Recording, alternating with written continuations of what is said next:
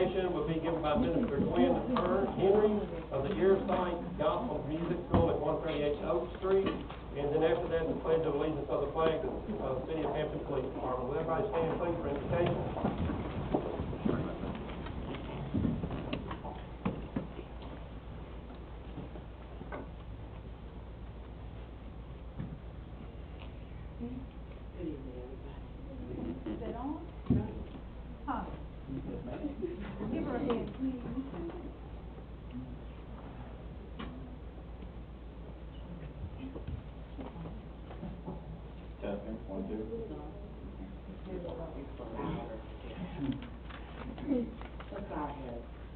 Heavenly Father, we thank and praise you for protecting us all day long, waking us up this morning and bringing us all here together. We thank you, dear Lord, for keeping us safe. Father God, as we went on our daily work today and our things that we did at home with our families, we thank you. And now, God, we are here to open up this city council meeting. And we pray, dear Lord God, that you would direct our path tonight. Dear Lord God, we pray now for wisdom, for understanding. We pray for love, for peace, and for patience. We pray, dear Lord God, that the people that are on the agenda, dear Father God, will be directed by you, and that the things and the ordinances that we put in place tonight will be one that will bless this great city of Hampton. We thank you, dear Lord, for everyone included, everyone here, and we praise your name, and we'll give you the praise and the glory. In Jesus' name we pray. Amen.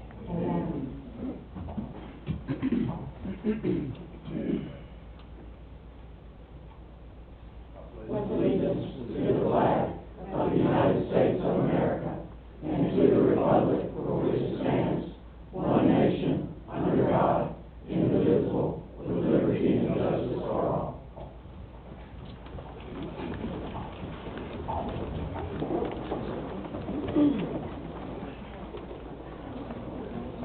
Okay, moving on, presentation of approval of city council meeting.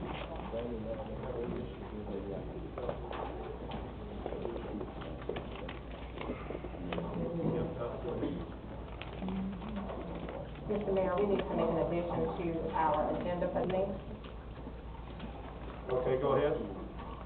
We need to add to the agenda a proclamation for Arbor Day, if we can put it at 2C. And we also have an addition for pop-up pizza for the approval of an alcohol permit. If we can add that to the 7A1. Okay.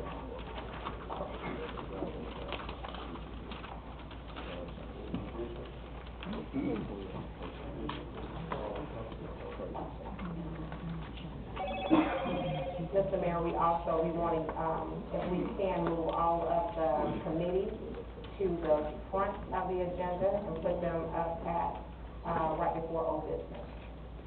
Okay. With that, if you'll put that in the motion form. Yeah. Okay. Okay. I have a second by Mr. Turk, first by Mr. Mitchell, Mayor Pro Tem. Any discussion? All in favor? Passed 6-0. Thank you. We'll do that. Moving on, presentation of approval on city council minutes. 2A, special call session, January the 3rd, 2019, organizational meeting and personal hearing for Mr. Charles L. Coney. Make a motion to approve special call session held January 3rd, 2019. Second. Okay. Any discussion? Any changes? All in favor? Passes 6-0. 2B, regular session meeting held January the 8th, 2019. May I make a motion for regular session meeting held on January 8th, 2019? Okay, have a motion and a second. Any discussion? All in favor? Mr. Mayor, there's error in that one on 8. Motion failed 5-1, should be down under number 9. on the committee. So the correction will be, I'll fix, yes, I think I already had it off my, so that will be corrected. okay. Any more corrections? All in favor? Passed 6-0. Okay, the Arbor Day proclamation, is there any, Larry, Anita, I know you're here, is McAdoo from the Arbor, anybody from the tree board here? Would y'all please come forward, please, for just a minute? Larry, Anita?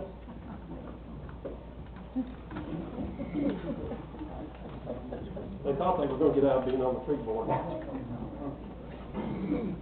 If y'all brought this to me, I'm gonna present it to y'all, okay? All right. Okay. Come here, both. Arbor Day proclamation. Whereas in 1872, J. Sterling Morton proposed to the Nebraska Board of Agriculture that a special day be set aside for the planting of trees. And whereas this holiday, called Arbor Day, was first observed with the planting of more than 1 million trees in Nebraska. And whereas Arbor Day is now observed throughout the nation and the world, and whereas trees can reduce the erosion of our precious topsoil by wind and water, cutting heat and cooling costs, moderating the temperature and the clean air, produces life-giving oxygen, and provides habitat for wildlife. And whereas trees are a renewable resource, giving us paper, wood for our homes, fuel, and our fires. And whereas trees in our city increase property value and enhance the economic vitality of businesses, area, and the beautification of our community. And whereas trees, whenever they are planted, are a source of joy and spiritual renewal. Now, therefore, I, Steve Hutchinson, Mayor of the City of Hampton, do hereby proclaim February the 15th, 2019 as Arbor Day in the City of Hampton. And I urge all citizens to celebrate Arbor Day and support the efforts to protect our trees and our woodlands. And further, I urge all citizens to plant trees to gladden the heart and promote the well-being of this and our future generations. Dated this, the 12th day of February 2019. I believe they're giving, I've read an article today that they will be handing out trees. I think it, Master gardeners are trying to pull that together, having a little trouble getting the trees, but I believe they plan on handing out trees. So keep an eye on our Facebook pages, and everybody, pick one up and plant it, please. Thank you. all right, thank you. Okay. Thank you.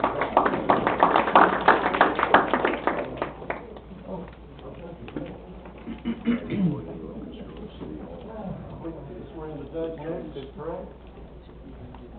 Sir?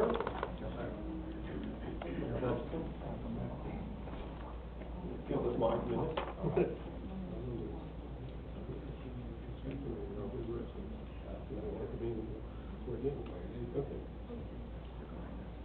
Will you please raise your right hand? I state your name. I, Matt McCord, Have been duly appointed as the Associate Judge for the City of Hampton, do solemnly swear that I will, to the best of my ability, preserve, protect, and defend the Constitution of the United States of America and the laws of the state of Georgia and the public interest, and that I will exercise best judgment, and I will consider each matter before me in the viewpoint to the best interest of the City of Hampton as a whole, and faithfully to discharge the duties of the office for which I'm about to enter. So help me God. Okay, thank you. thank you, sir. Let me get a look at it.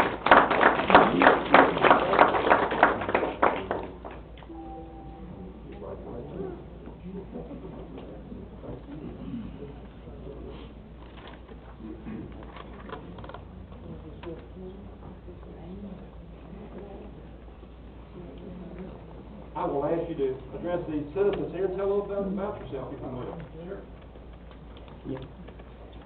I wasn't expecting that, so I'll give it my best shot. Let me begin here. I've lived in Henry County now for 20 years. I'm married to the love of my life. I have two beautiful little children, a little girl named Mills and a little boy named Cotton. That was not intended. We're not running a textile industry. Those are all family names. I have been a judge now in Henry County and Stockbridge for the last 5 years, and I'm right now the president, and in judicial terms, the chief judge of all the judges in the state at my level. So the head of the Municipal Court Judges Association. I'm still judicial counsel with the Chief Justice of the state, and my term there lasts through the end of this year. I've been doing it now for 2 years. And I will tell you that I love this little court. It's a great place. Hampton, when I talk to people, I'll say sometimes it's like Mayberry. We all know who everybody is. Judge Jernigan is one of the finest human beings I've ever met. In fact, I said, listen, I will come on as the associate judge, but Judge Jernigan, I'm just going to sit in his shadow, and when he decides he don't want to be here anymore, then I'd be happy to consider sitting in that chair. So thank you all so much. It'll be a privilege to serve you, and if you need anything, don't hesitate to find me and give me a call. Thank you, Ron. Do we have any invited guests? Okay, moving on. Employee of the month. Billy? Chris?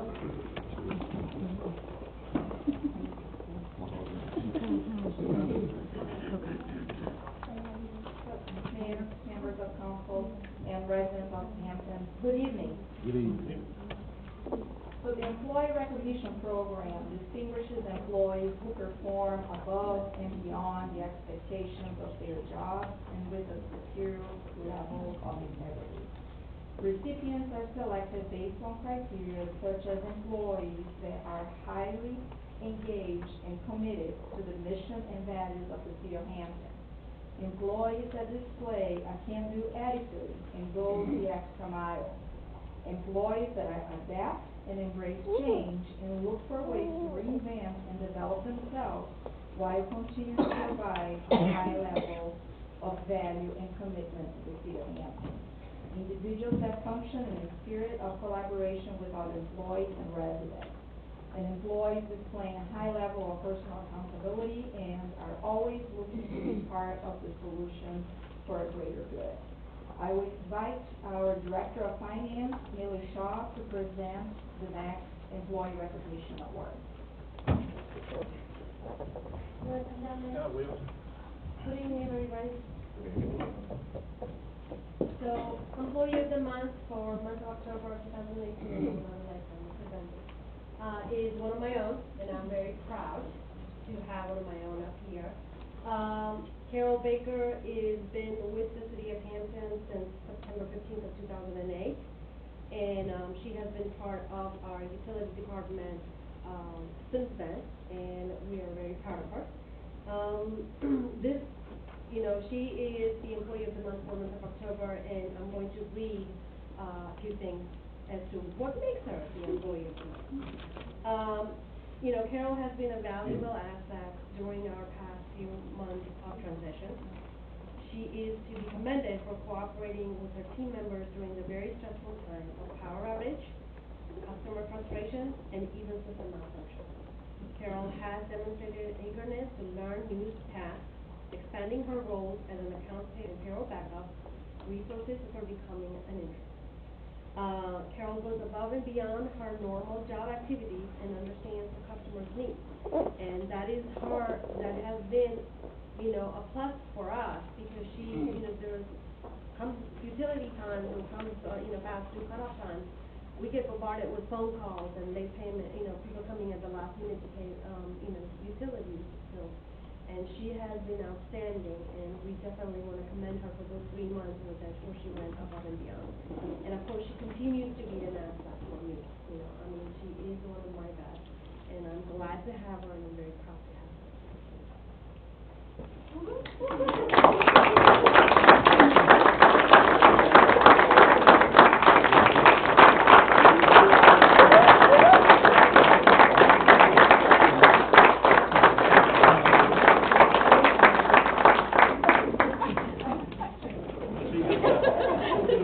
You want to get your family up here, Carol? Bring your family. Well, this is putting up with late night. Yeah. She's been concerned about that.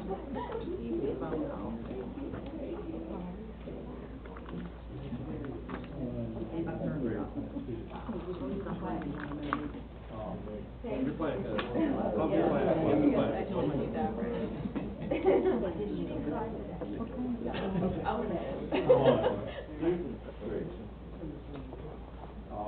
Thank you, Carol. Thank you.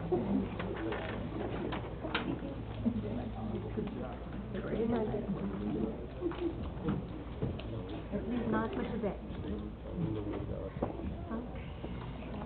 Okay,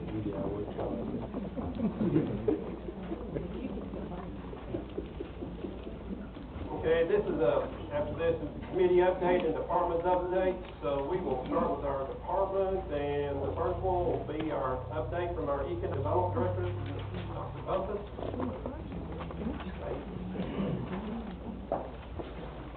Thank you so very much, Mr. Mayor, members of the council, and ladies and gentlemen here gathered. If you will allow me to express a complete thought, and then I'll be glad to answer any questions that you may have. I've got a brief PowerPoint to help convey the ideas that I'd like to share with you on today.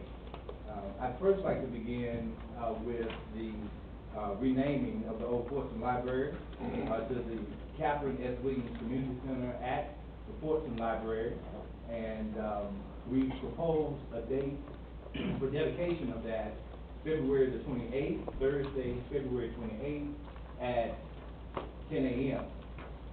And we've written and had placed in bronze to last throughout eternity a statement about her that will be placed inside of the library. Certainly we know and honor her service, and she'll be long remembered for her dedication to her faith, her family, and her community. Next slide, please. On the outside of the building, the lettering will look such: 6-inch Catherine S. Williams Community Center, 4-inch at the Fortson building.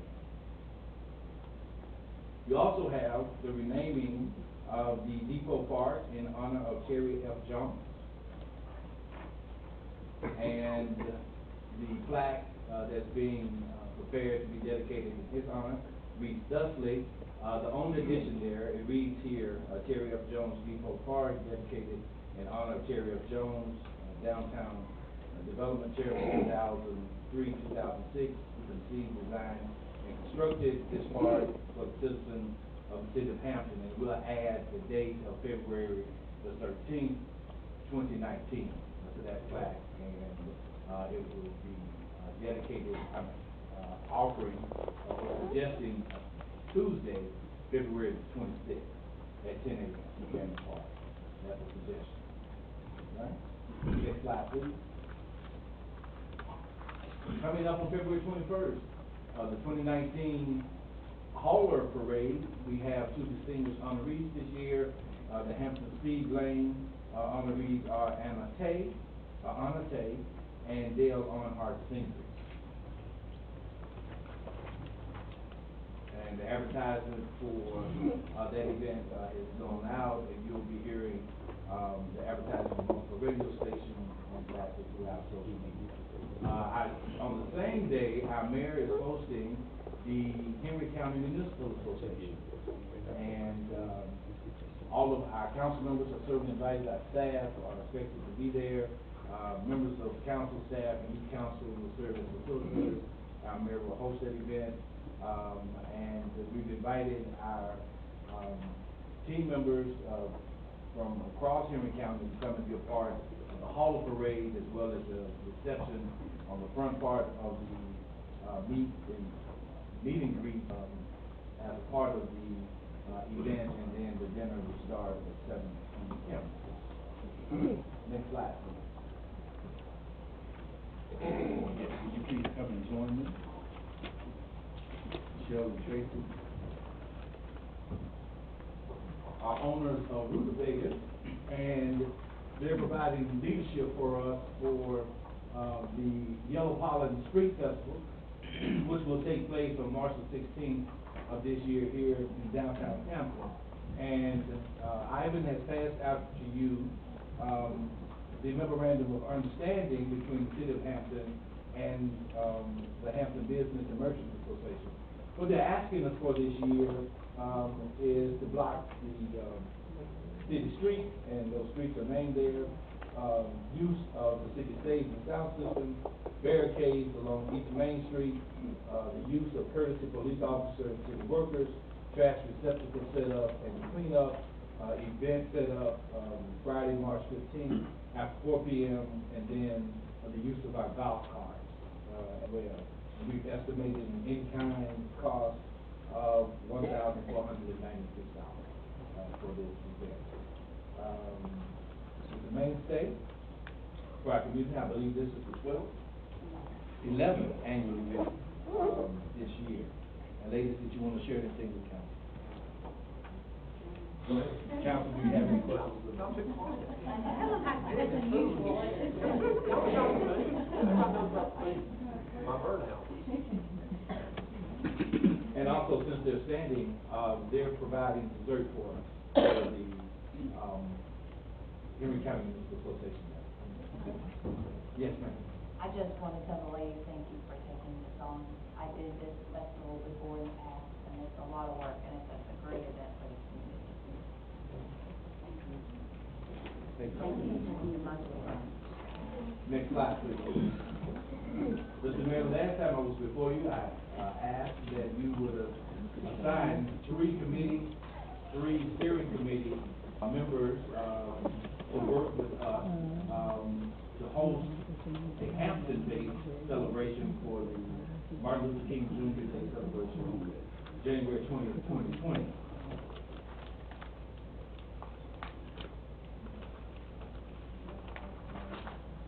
You want me to go ahead and tell you who they are? Yes, please. Okay. Okay. Ms. Ann Tarp, Councilwoman Tarpley, Mr. Mitchell, Stephanie Bowden. Yes, sir, Mr. Mayor, and I had asked for two clergy persons, a black clergy person and a white clergy person.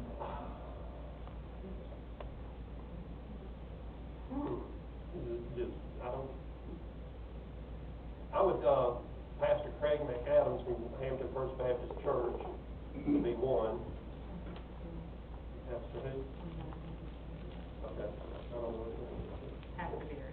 Thank you very much. Zion Baptist. Pastor McAdams, First Baptist, Pastor Berry, Zion Baptist. Thank you so very much, Mr. Mayor. Next slide, please. All right, since we were last together, we hosted the Georgia Department of Education, and M.A. Miles, and Mayor was in attendance at that event, as well as Councilman Brown. And it was my understanding from the Department of Transportation, the best event that they've hosted since they've been doing these outreach events in District 3. And I will remind all of the small business owners in our community that there are tremendous opportunities to do business with the Georgia Department of Transportation. And they're welcome to reach out to me to come to know further about those opportunities and to know the contact for that. Next slide, please. Thank you so much. North Florida Walking Trail. We're 95%, maybe 98% complete. We're just waiting to set the receptacles as well as the park benches, and then we'll be ready to receive our reimbursement from the grantor of approximately $94,000 for that walking trail. If you haven't had a chance to go and walk it, it's next door to Cody Park. It's about 1.5 miles of beautiful space out there. It's concrete, reasonable space, and so we have opportunity to do so. There's a few other things to update you on, and then I'll be finished and ready for any questions that you have. I know on the agenda, you have the EDA with 2 items, and at that point, I'll return with Susan and Kim to address those items. We are recipients of an additional $100,000 grant from the Land Conservation. This is another matching grant. I want you to understand clearly what we're being asked to do and what we'll be liable and responsible for. Okay, the total cost of the park, when it was first conceived back in 2017, was $826,000. We're receiving at this point, $200,000 in grant dollars. We have to match that $100,000 for these 2 years that we're receiving, which is $200,000. Still leaves us, there's business for $400,000, but it still leaves us $426,000 that we'll need in the coming years to complete the East Hampton Park. So I want you to be aware of that, not surprised when you see those projections. And my our budget numbers, in coming years, 2020, 2021. All right? Okay.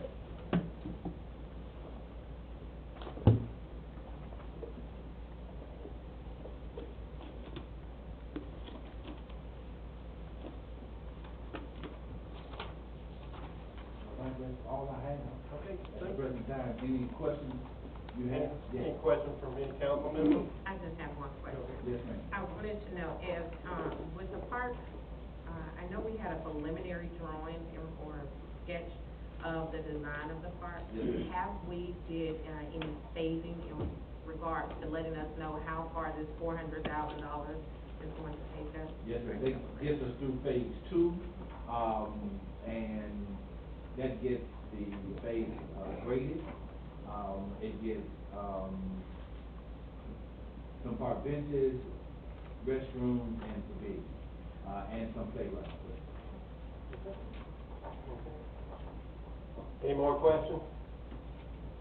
Thank you, Dr. Buckles. Thank you. Great report. Update from the finance director.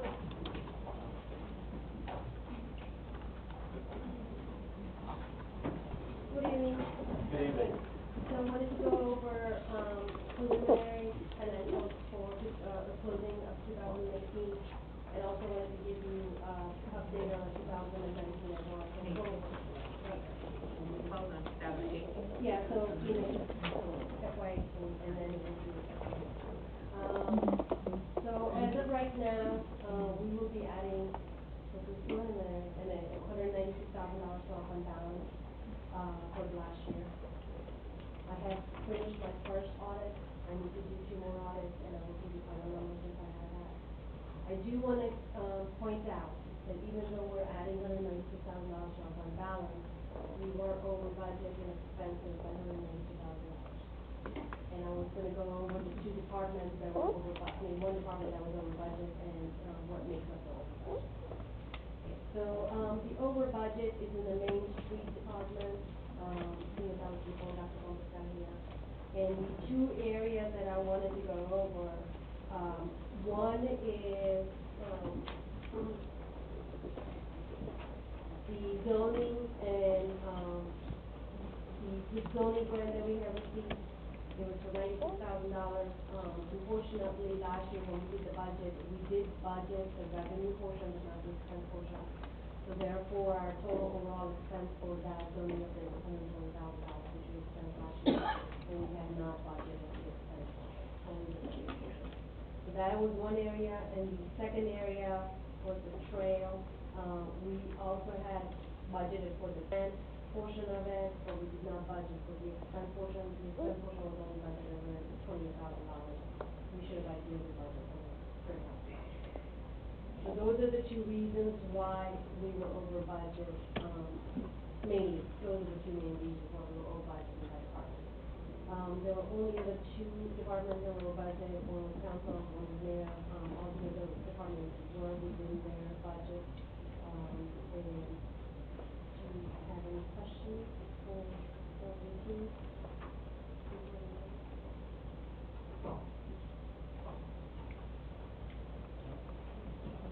Okay, so on the revenue portion, you know, I did have one, question from one of the council members, is that we were short almost $350,000 in revenue portion.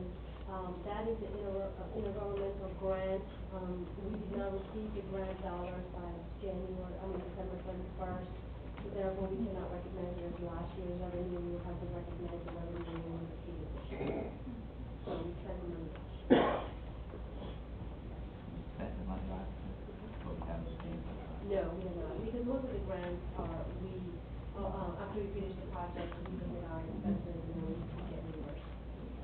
So for the grants going forward, in 2019 and going forward, we will have a separate, fund for the grants, because grants are rolled over. In the past, we kept it at 100, and we closed it to the fund balance, but going forward, they will be classified under grant capital funds. So for example, if we have a project that we started this year, and we did not get the money this year, or we didn't spend all the money, we will roll it over automatically to next year as part of the budget as well. So that way we keep a better track of it, and we also know, we can match the expenses with revenue. Going forward, we will do that.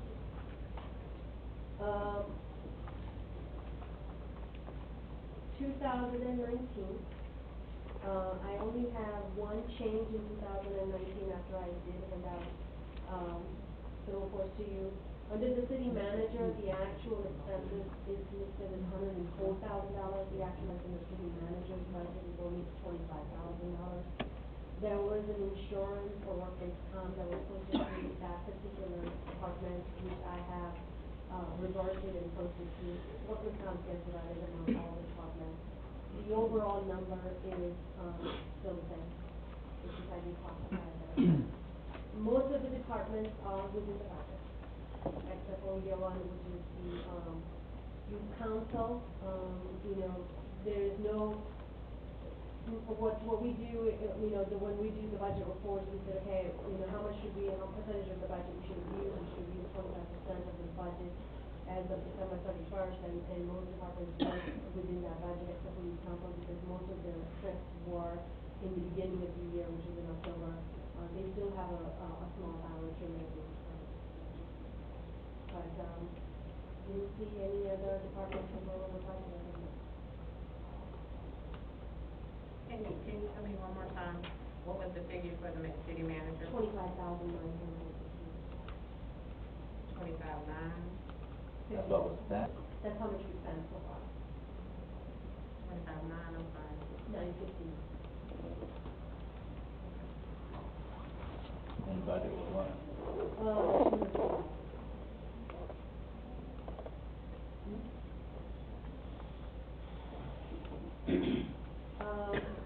I need a feedback, if you want updates, monthly, quarterly. I can do that, we can do monthly, but it will be just 1 month behind. So for example, January will not be, the budget presentation or the budget comparison will be done until March, because we need 15 days after the storm to post everything and at least we talk about it.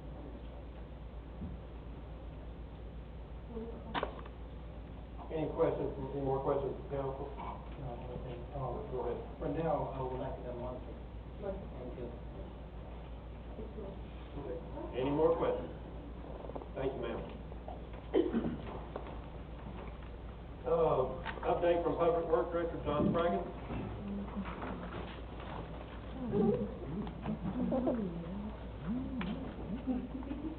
I think y'all have the test well results from the test well we done out in Bridgeport subdivision. The yield on that is 104 gallons a minute. It's good.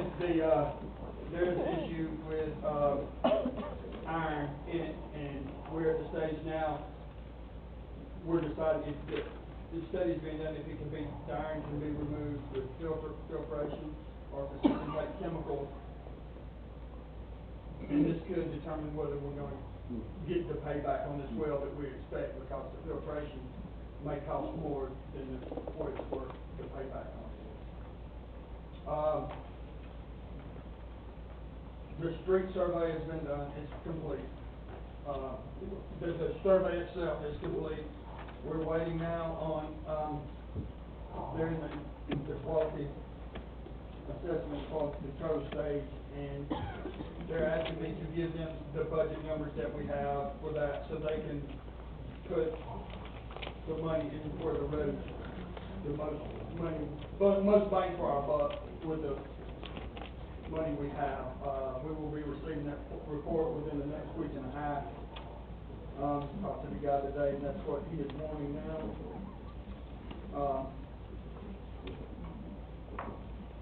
Dr. Bumpus, and interim city manager looked at North 40 walking trail. There's some debris that has been dumped up there for years, not only by the city, by the citizens, and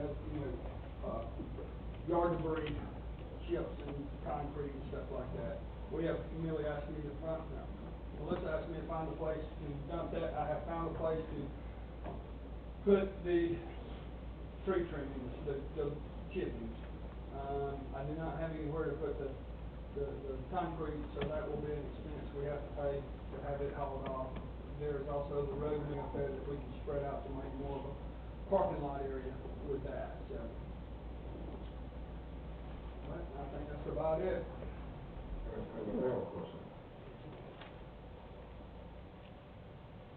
The paving of the streets, when they get all they asking for, when will they be able to start the actual work? Well, they don't do the work. We have to bid the work out to get the work done. The work has to be bid out to a paving company to do the paving. They're gonna give us in the priority, where we need to spend our money now, the next 2 years, the next 5 years, and the next 10 years. So they're gonna do that. Once that comes in, the council can make a decision, we wanna start at priority one, which needs the most, let's put the money there. Let's bid it out, get the roads paved. So they gonna be done within a week? Yeah, we can have what he told me, he said it really quickly, ask him to please give me, I needed to report back ASAP, he said it'll be about a week out, so that's what I got from him today. Okay. Go ahead, Councilman Tarver. I wanted to know, are we using the company that we had approved originally? Okay, and you said they need our budget? No, the money, we don't have to give it to them, they can plan, they will plan where we need to spend the most of our money. Do we want to, say if we had $500,000, we could use $300,000 here and then the other 200 at different places. Right, are they just gonna give us No, it's not. a cost amount for doing the project that they're All they're saying? gonna do is say, you can spend this here, or you can keep it and not do anything. Yeah, but is it gonna have an amount attached to it? I don't think an amount will be attached unless we give him the budget, no. And which is easy to give him the budget numbers. Yeah, it's posted, so. I'll give him back to them in the morning and give him the numbers that we have on the street. I don't see why he would need to do it, all he can Well, he doesn't, we can spend the money where we want to. Right, all we need him to do is identify the streets that That's need to right, go. that's right. And what the We'll cost, decide. what these to do? Yeah. That's what we need a cost. If you're giving me a list that these are the streets that. These are the streets that, if you have $1 million, this street's gonna cost $1 million to fix, that's the only one we're gonna get fixed. But if we got $1 million and this one's gonna cost $200,000, that leaves $800,000 to do other stuff, so, yeah. One of the reasons why, what I'm looking for is this. We need to put things in plan, a 5-year plan or a 10-year plan, to see if we're gonna do each street, each year. So what we want to know is this. Which streets by number, 1, 2, 3, 4, 5, 6. That's what he's gonna give, he's gonna give Tell us, me what streets, so we can plan. when we get the report, he's gonna come back and say, Street A needs to be done now. Street B can be done 10 years down the road, it's in good shape. He's gonna put them in priority and tell us the years that we need to do something with these streets. Go ahead. Then you'll get us a maintenance schedule from what he gives you? Yes, we will bid it out to have the roads paved to what the council school decides. And then for how which often we street- need to? Yeah. Okay. Another one? Yes, about a year ago, I asked for a, cost analysis for your department. I gave you something, it was hard to come by for you, for different reasons, yeah. I gave some. When we Send it to did it. Derek? Yeah, that's what Yeah. I was gonna say, I didn't receive anything. Melissa, you know, I think Derek has. No. But John, what we'll do, we'll get together. You're looking for a cost analysis for, His department, in Okay. regards to one of the line items or No, not. I know what it is. okay, well, we'll get together with that, okay? any more questions from the council? Thank you, John. You're welcome. Update from Mark Whitley Engineering Firm, is Mark here? No Mark, okay. Update from the Community Development. Frank, I see you sitting back there, hi.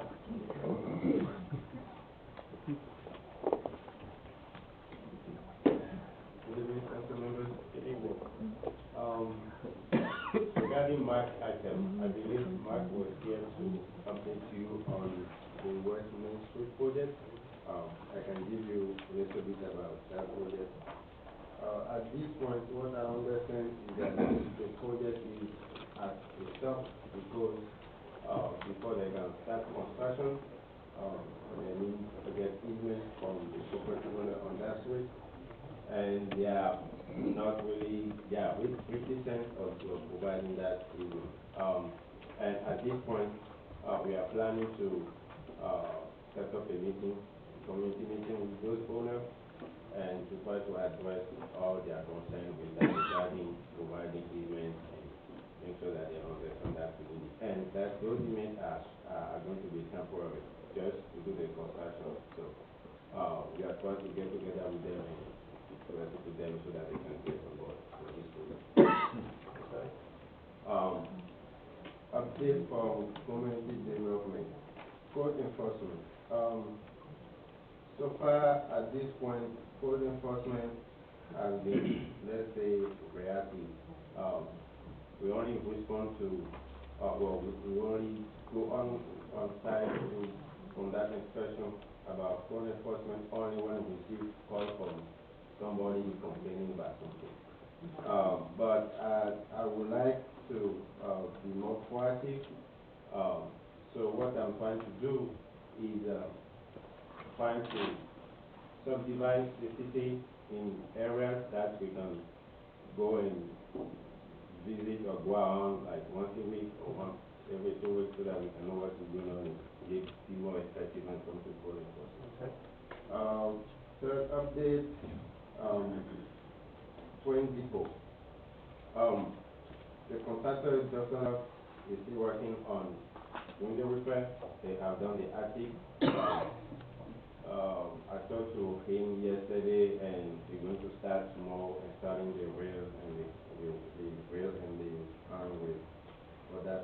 And I'm waiting for Mark to get back with me on the engineering thing, to get back with me on the engineering document, so that we can get it together and submit it to the Henry County inspector, have them come do the inspection, get it to you for that. That's all I have. Any questions from council members? I have one question. Councilman? So the train depot, I didn't hear anything about the roof. The roof was not part of Johnson LLC work, so it don't have nothing to do with that. I have contacted, I'm trying to get quotes. Okay, at first the idea is if they can fix the leaking for it. But I called one roofer, and he was here last week, and he totally proposed totally different idea. And basically it is, and I think that will be the best way to go. Basically is to keep the roof and add another roof on top of it, some kind of panel on top of it. Now, from my understanding, we cannot do that. I would have to ask the historical committee because it would change the historical character. That's what I was told when we originally proposed that right there. Okay. Okay. From the way I understand it, this way would keep the original character of the building. Because if they are going to put a new roof on that, they will probably have to change one of the structure inside of that roof to don't look the same. So I believe keeping that roof and adding, I'm not really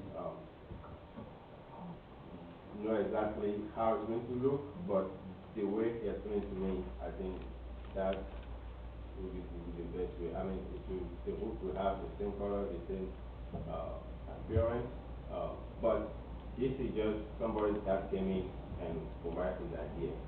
Before we can move on anything, we'll have minimum at least protocol or put a bid out to get the best idea on how to solve that problem. Councilman Brown, Senior. Yeah, I have a question. The last time we were over there speaking about the handrail, there was some discussion about how to address that, the handrail versus the safety rail. What was the final decision on it? They will need to do both. So for that guardrail, the code requires them to provide a guardrail, and also a handrail. The handrail needs to be 2 sides of the guardrail and 6 inches from the wall, and the handrail needs to be, I don't know how much from the handrail, but it needs to be at least 22 inches. So they are going to do that, and that was the main issue. They already did the handrail, now they need to redo it, attach it. They already did the guardrail, so they need to redo it and attach the handrail to it. So are they gonna replace the entire stair? Yes, they will have to replace the Okay. entire. Alright. Cause I'm not happy with the way it looks like. Yeah, That's up down. they are not going to come and just weld a new one off the handrail. Tracking. Any more questions? Henry, I think you're the hand. You go ahead. Frank, you mentioned earlier regarding West Main Street. Have you a date set for community?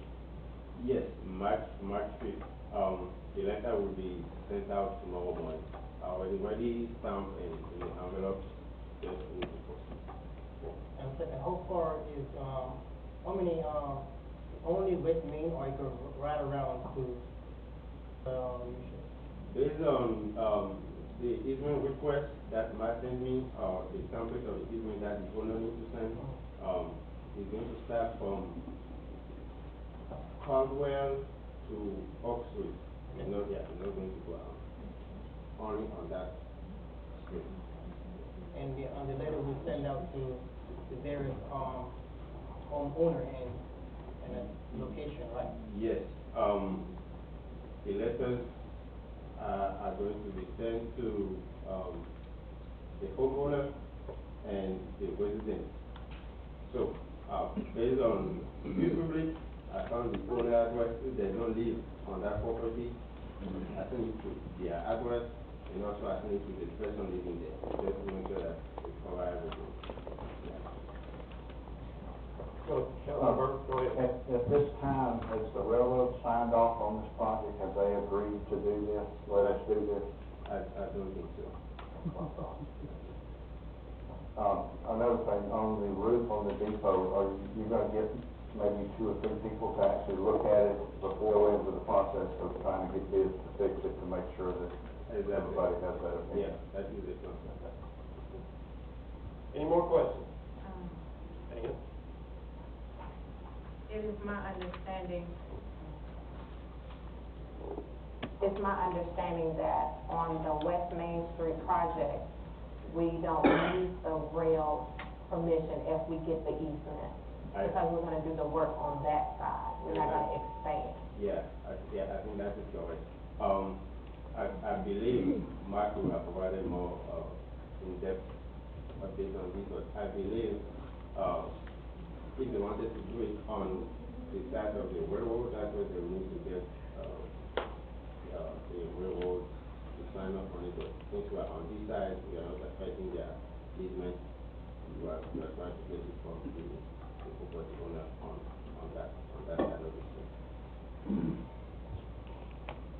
Any more questions? Thank you, sir. Thank you. Now, I'm gonna back up here because we missed public comments, and I wouldn't want the citizens to be not doing their comments, so we will take comments, not to exceed 30 minutes. Mr. Lowe, I see you standing up, come on up. You're gonna let that go, okay, thank you. I got 10 minutes? Yeah, I'm on this number 215 Creekside Circle. I want to address item 7F of the new business. About 2 years ago, the previous owner of these lots, which was REO funding, I came before the council at the time and requested a variance. We reached out to our community in Bristol at the time, gathered the community feedback, came here and addressed those concerns, and we actually had time to approve that variance. And that's what the council did. The bill that came back to the HOA board, we had a constructive dialogue, we came up with some criteria that we agreed upon, we reached a consensus, we went back and wanted. Came back to this council, I believe it was September, October of 2017, next council at that time to approve the agreement, we did. So, it was kind of disappointing when you read through the paperwork tonight, I believe it was at page 145. You see that the builder has came back to request to withdraw from the agreement, which was inside, that's an option, he should be allowed to build his lot. So, the same concerns that we had 2 years ago, we have the same concerns. They've been steady, possibly the whole thing going down. We've had a small amount of trouble, but we never really got that much. Now, you can see that we agreed 2 years ago, it's here. So actually tonight to disapprove this request for step down. Thank you. Thank you. Mr. Lowe. Go through this quicker because I got a lot here. Harley Road, 171 Lake Hampton Drive, I still haven't moved yet, I'm thinking about it, you never know. The position description for the city manager calls for a great deal of budget activity, preparing, monitoring, tracking, reporting. There are 2 new positions in the agenda tonight being created pertaining to budget and accounting activities. I'm kind of curious, where does the finance department director fit in? Is there a duplication of effort? Also, with the changing of the position description, the position will have to be re-advertised. The vacancy will have to be re-advertised, and further note, at a possible cost. The longest-serving city manager in the city of Hampton had no public government experience before he was hired. And it's quite evident that a couple of the worst city managers that we have ever had were city managers in other cities. I've asked you to reconsider those qualifications. I'm opposed to the changing of the timeframes for the Ethics Committee to be increased to 60 days. The citizens of Maine deserve to be given timely information about their complaints. For many people, it takes a bit of courage for a citizen to put their name on a complaint against a city employee or elected official. 30 days should be long enough for the committee to act. Citizens should not have to wait 60 days for an answer, even though currently there's someone who has been waiting several months. The pay plan does not take into account for the 2 new positions of accountant technicians. Also, in the past, I have needed an electrical foreman, but I've never needed a Main Street coordinator. I feel that someone who has a job that is important to the physical well-being of the public should be paid more than a person who has no role in the physical well-being of the community. Putting the electrical foreman and the Main Street coordinator in the same pay grade just seems wrong to me. Also, on a lighter note, is the city manager a lobster or a catch of the day? In his salary in the pay plan, it says market. Usually you see that at a restaurant, market price for lobster for the day. But seriously, come up with a range. Don't just go out there open-ended and say, well, whatever the market will bear. Have something that you can begin working with from the beginning. The Downtown Development Authority is supposed to be an autonomous authority. Putting a paid city employee in a position of executive director, I think, has some serious consequences to the autonomy of that authority. The executive director has never been a paid position and has never been a city employee. I would also guess that most of the people in this room moved or stayed in Hampton because they wanted Hampton, not something that Hampton might be. If the impact fees are a little discouraging to developers, that's a good thing. Only one of you sitting up there, and I'm not sure about the mayor, were there in office when the impact fees were set. No, I wasn't. Yeah, just Councilman Burke. The city went through many meetings and much research because the law requires that activity to set impact fees. And before the fees were set, they had to be justified and they had to be able to be stood up, to stand up in court under Georgia law. Don't encourage more development. Thank you. Thank you. 3 minutes. You did great. Anybody else? Public comment? Good evening. Good evening. Michael Waffle, number 1 road. First off, I'm very pleased to see that the action that has been taken during the executive session by the council is now being carried forward in the minutes. At least you're finally giving the public an idea of what is going on. Thank you for that. And another item, there is on tonight's agenda the ordinance for peddlers. Sir, can you speak a little louder? People in the back of the room said they can't hear you. Tonight's ordinance on peddlers and solicitors, it does not seem to take into consideration the security company peddlers or solicitors that are running around the town. They show up at the door, they say, I was over at your neighbor's and I thought maybe I could help you out. They don't seem to be aware of what is required of them.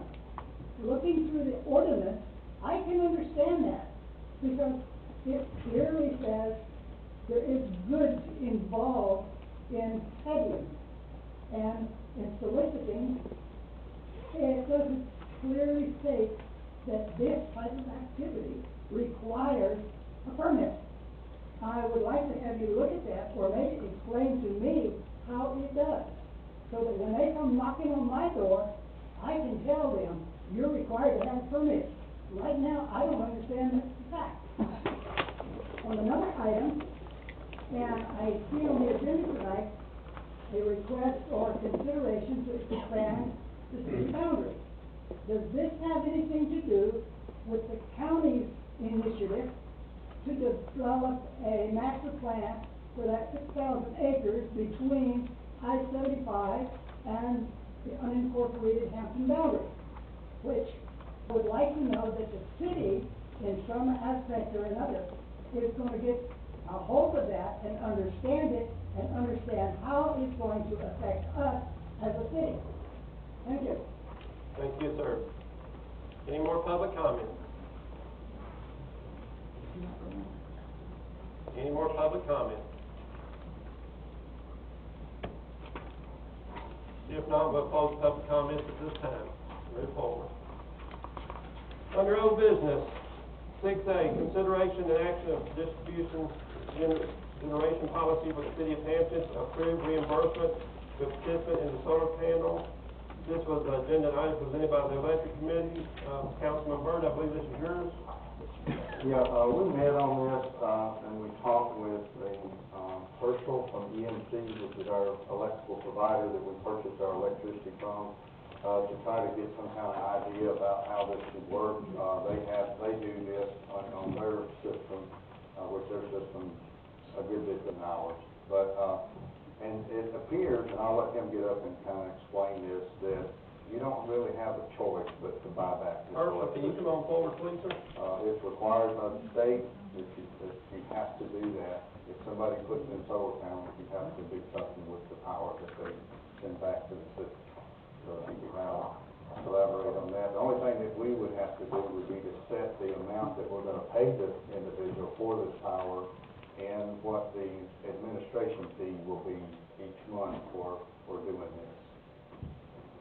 Yes, sir. Thank you, Mr. Mayor. Thank you. I've visited with the electric committee, a couple of weeks ago, and, our understanding of the state requirements is that all electric utilities, electric providers in the state, including municipal, electric providers, are required to accommodate, these types of arrangements. Although you have flexibility in how you organize that arrangement. So, Councilman Byrd mentioned fee structures and whatnot. So, I would encourage the council to, be deliberate and thoughtful in how you organize things. We shared our policy document and our rate documents. That's just an example. That was the best fit for how Central Georgia EMC chose to implement our program. But certainly, this body has the authority and the right, to organize things as you see fit, as long as it complies with requirements. And I'm certainly no attorney. I would defer to, the city's legal counsel, on legal matters, to make sure everything is on the up and up from that perspective. I guess my question is by state law, do you have the OC number for state law on this? OCGA 46. Go ahead, 46.3, and it's a few section numbers. It goes from fees all the way to 56. Can you give some more description on what the law says, Ms. Wiggins?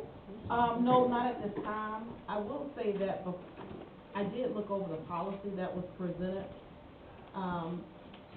And I've been doing some research on this, but not enough to advise you on what, if this policy that was presented includes all the, details that those code sections I just mentioned, requires. But I will say, I think, in conjunction with the legal advice that will be needed, we probably should also consider a financial impact statement from our financial director on what that means if, the citizens go toward solar panels. So, we had talked about it when we met with the committee, is that what we charge them for the services of $4.95 per statement.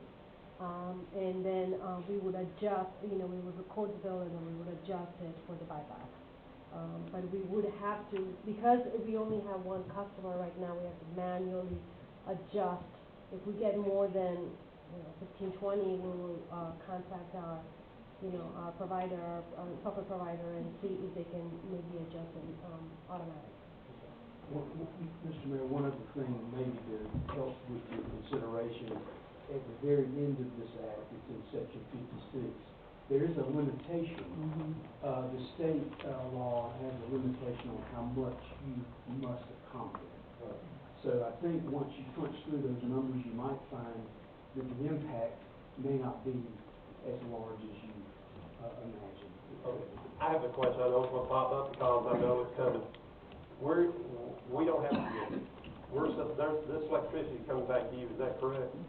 Well, the amounts that we're talking about, ultimately what's happening is it's coming back to the city's electric system. It never makes it back that far. It doesn't, it's not electricity to get to us. It just, means you buy a little bit less from Central Georgia EMC. Is the way it really works out. It's such a small amount of electricity, relatively speaking. Could you tell, just for their information, the size of your electrical system and how many solar participants that you have? We have 57,000 retail customers. The city of Hampton is our only wholesale customer, and we have about 20 on our whole out of 57,000. So it's not a prevalent thing.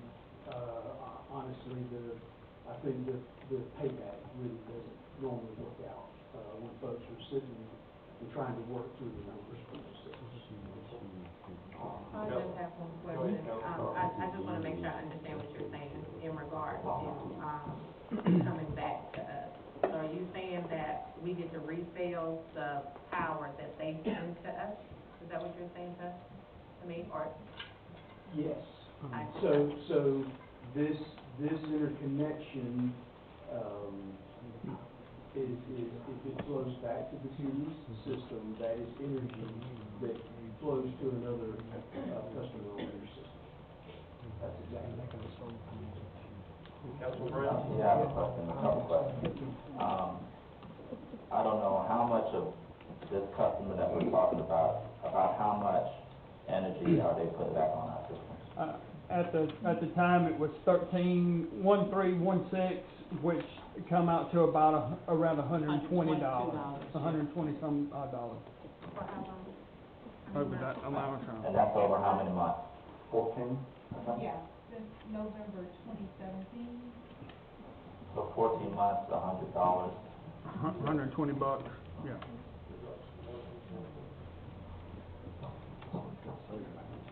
That's all I have. I see a gentleman saying up in the back, Mr. I am that customer. Okay. All right. They were installed in September 2017. Would you come forward to the mic, give us your name and your address?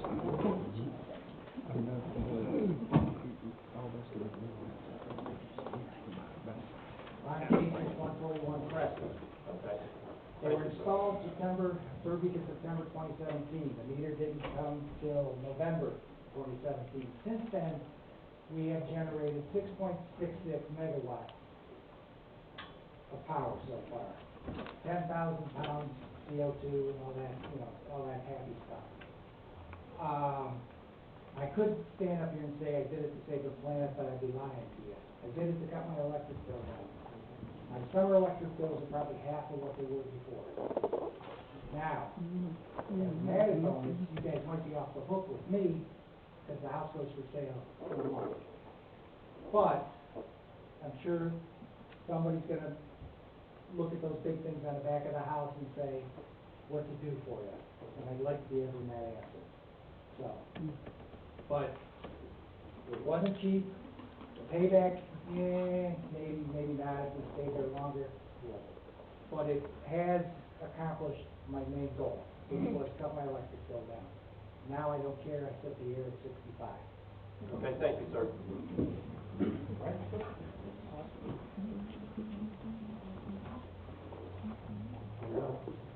Yeah, I mean, at this point, like I say, what we need to decide, I guess, is what do we want to pay back for the kilowatts that's put back in the system? And I think, our financial director, they had looked over it and they were saying that the cost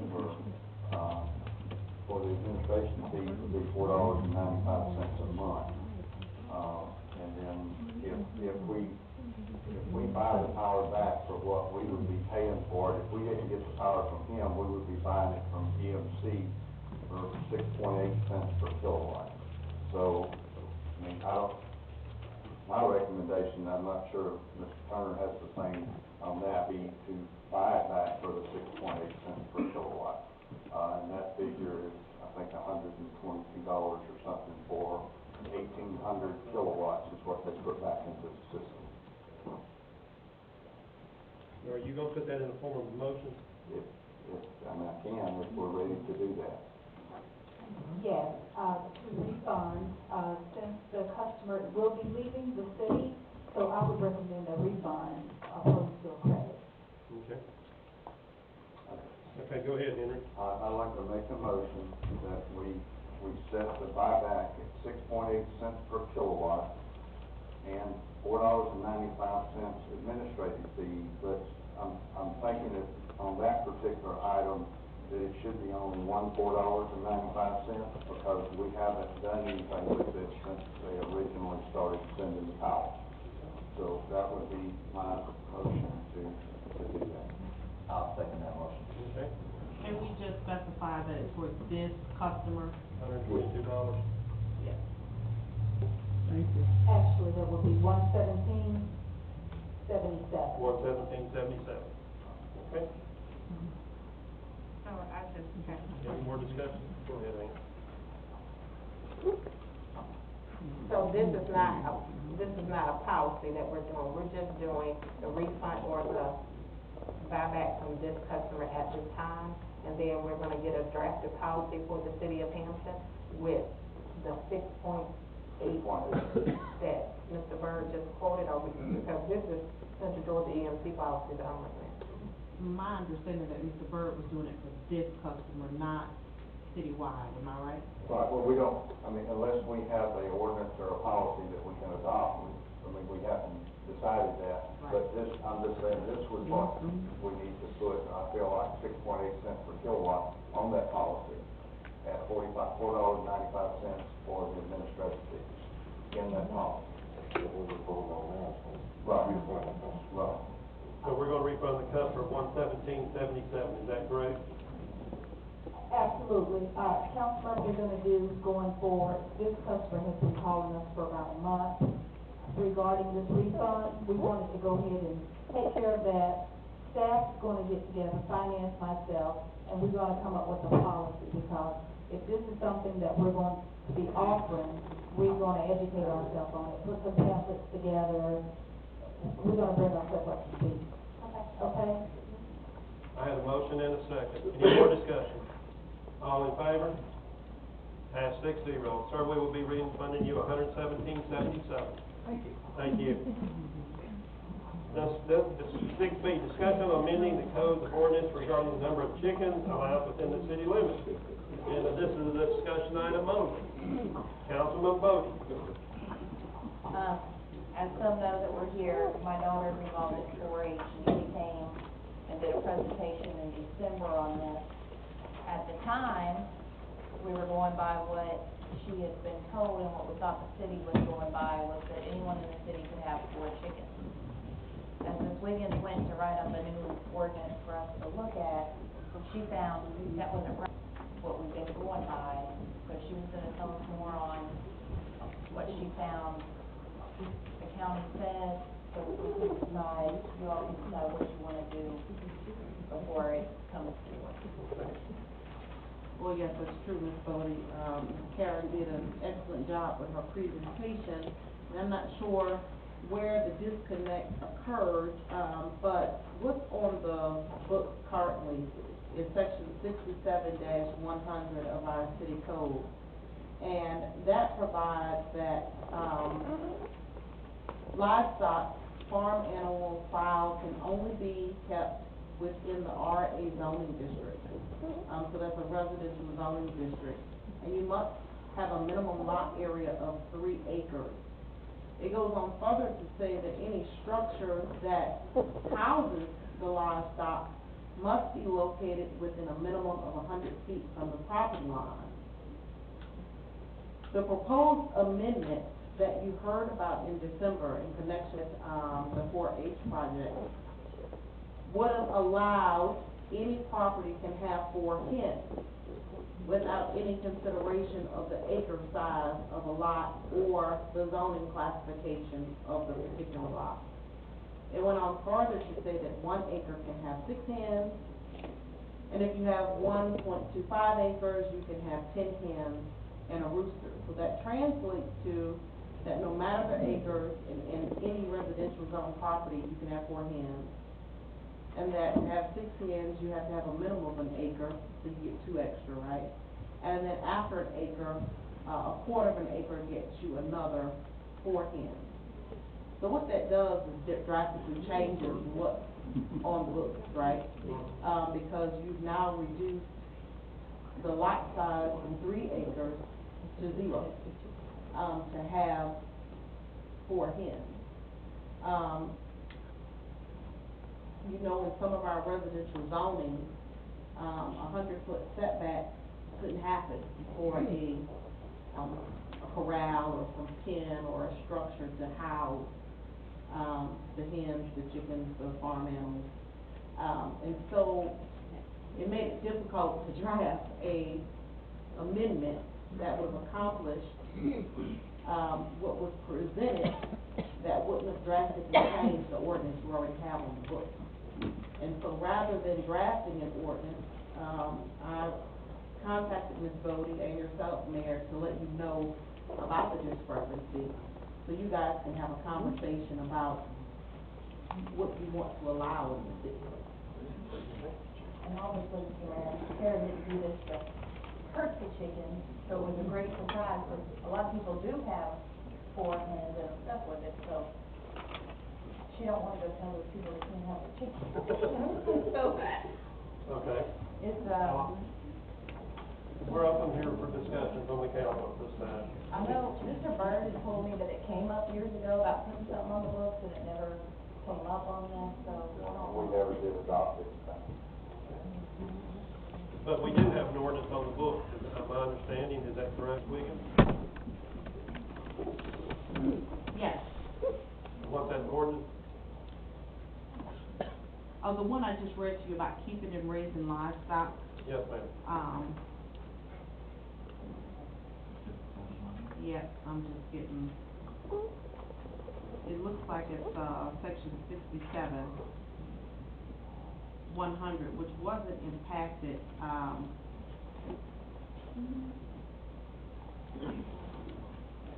by the new zoning ordinance.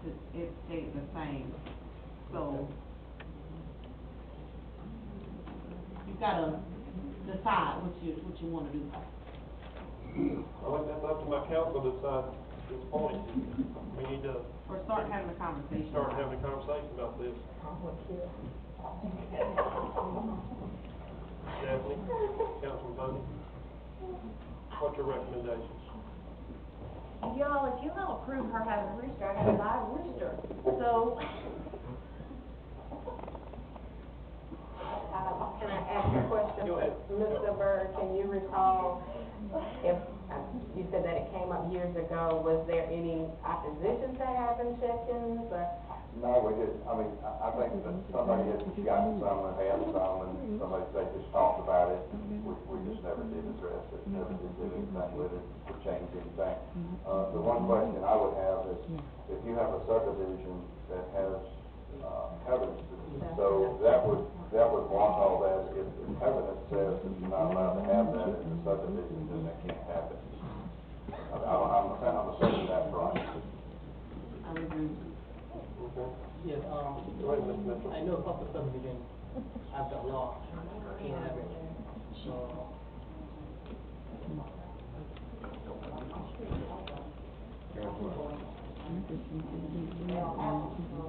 You gotta speak up. I don't think it's here. I think we should, put in further discussion, because, the new zoning and residential, Ladies and gentlemen, y'all can't hear us, can you? No. Can't hear us. No. I can't hear anything.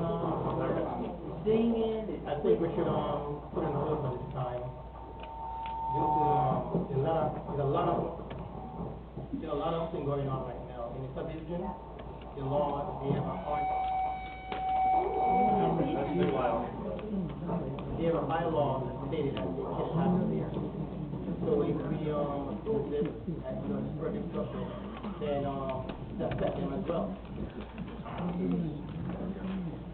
So I have a question for you, Larry. I'm listening, I think. Is there any way to exclude, HOA communities? I mean, we don't have an ordinance here, so we're just in discussion about this. So what I'm asking is legally, can you exclude HOAs? If we were to adopt, we want chickens. You saying we want chickens, but you would want an ordinance that says if you're in an HOA community, you can't have chickens? Or you have to follow the HOA rules to have chickens. Because I know that, HOA, we don't regulate HOAs. To the extent it's a health, safety, quality of life issue, you do. HOAs have covenants that run with the land, right, that obviously you don't control those.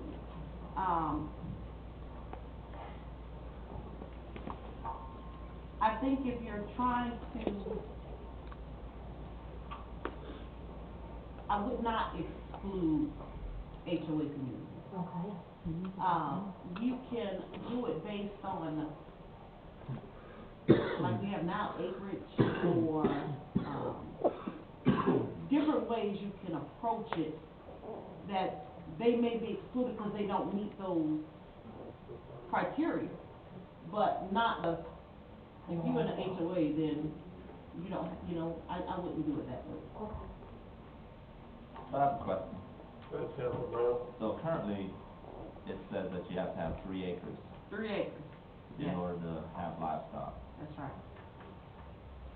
So, has anybody done any study, or taken into account the wildlife that we have in this area? We have coyotes, we have red fox, we have other predators that are, we get sightings in our HOAs from time to time as far as these, who's gonna be responsible for that, and how are we gonna manage that?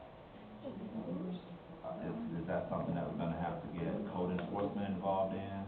Responsible for what? What if your neighbor took your chicken?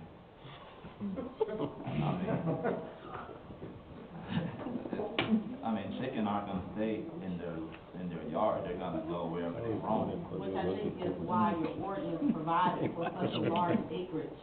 Right. To be able to house the livestock. So, I am no livestock expert, right? And so,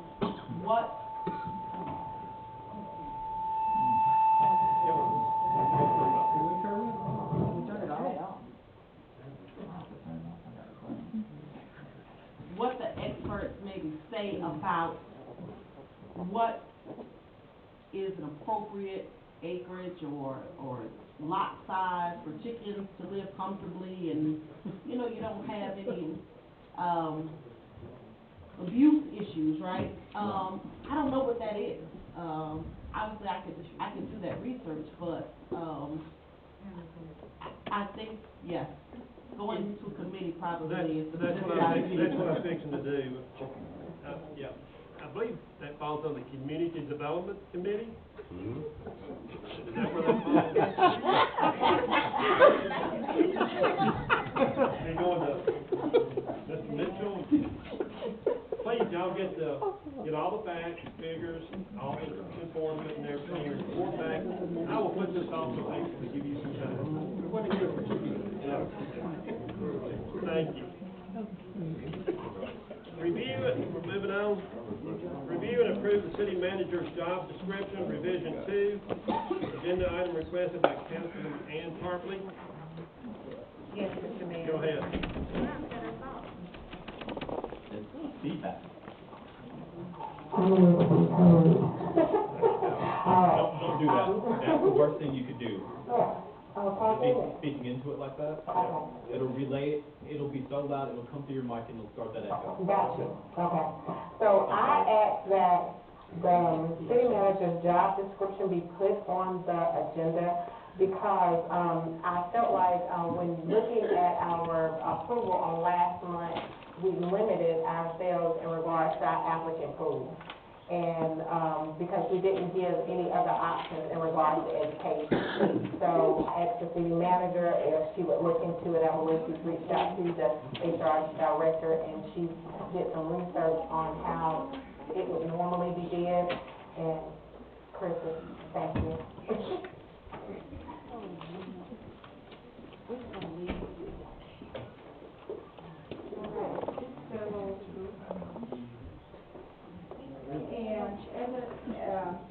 As I explained in January when I brought this item, this is really at the pleasure of council. There is not a book that says what a city manager, minimum qualifications can do.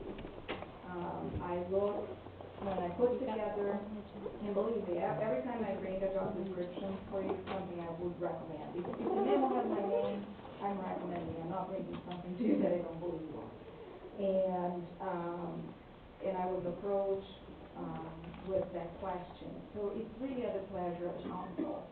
So, and usually what happens is, in best practice is if you can still do them a master's degree is preferred. So if you have a tie with a candidate that does have a master's degree and another one that doesn't, then that's easy. If you're trying to cast a wider net, that every time you lower some standards, so your net might be larger but weaker. Now, if you lower the education, then you might want to amp up the experience because, yes, not everybody has the same background. Not everybody was brought up in a way that could have gone from having education, the time, the money, or etc. So what is the job description that's in front of you in page number 3, that's where the changes were made based on the request of council's department. To have a bachelor's degree in public administration or related field, and the master's degree is preferred, and the experience means 10 years. So that does not mean you're not taking, you're excluding masters, you're just casting a wider net. And indeed, if that's approved, I will repost the job on the same places that I did, because we don't know if a candidate came to those posts and said, ooh, I don't qualify, and then they walked away. So we post again with big, bold letters saying there was an update on the job description. I don't want to make too much of a big deal about it, and here is why. So I do like to use examples. So if you have a house on the market that you're charging a certain amount of money, and even before showings or before any offers, you lower the price. If you are looking for a house, it's going to look like maybe there's a problem with the house. To date, we have 12 applications. I have not looked at them. It doesn't mean that they all qualify with the minimum requirements. So, the job is posted until February 24th. If it's approved tomorrow, I am going to post it. And then my question to council too is, if approved, would you like to extend the period of posting?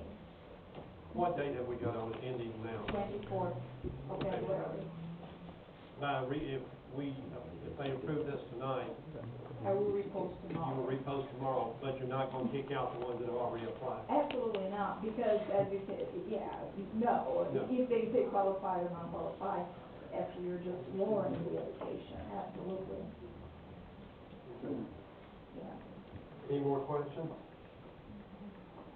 But that's the only thing that's gonna change is the education to the master's at, preferred. Any more questions?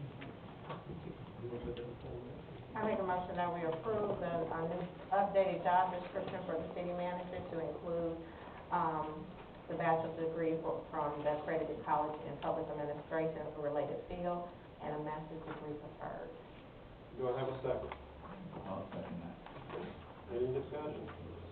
All in favor? Pass 6-0.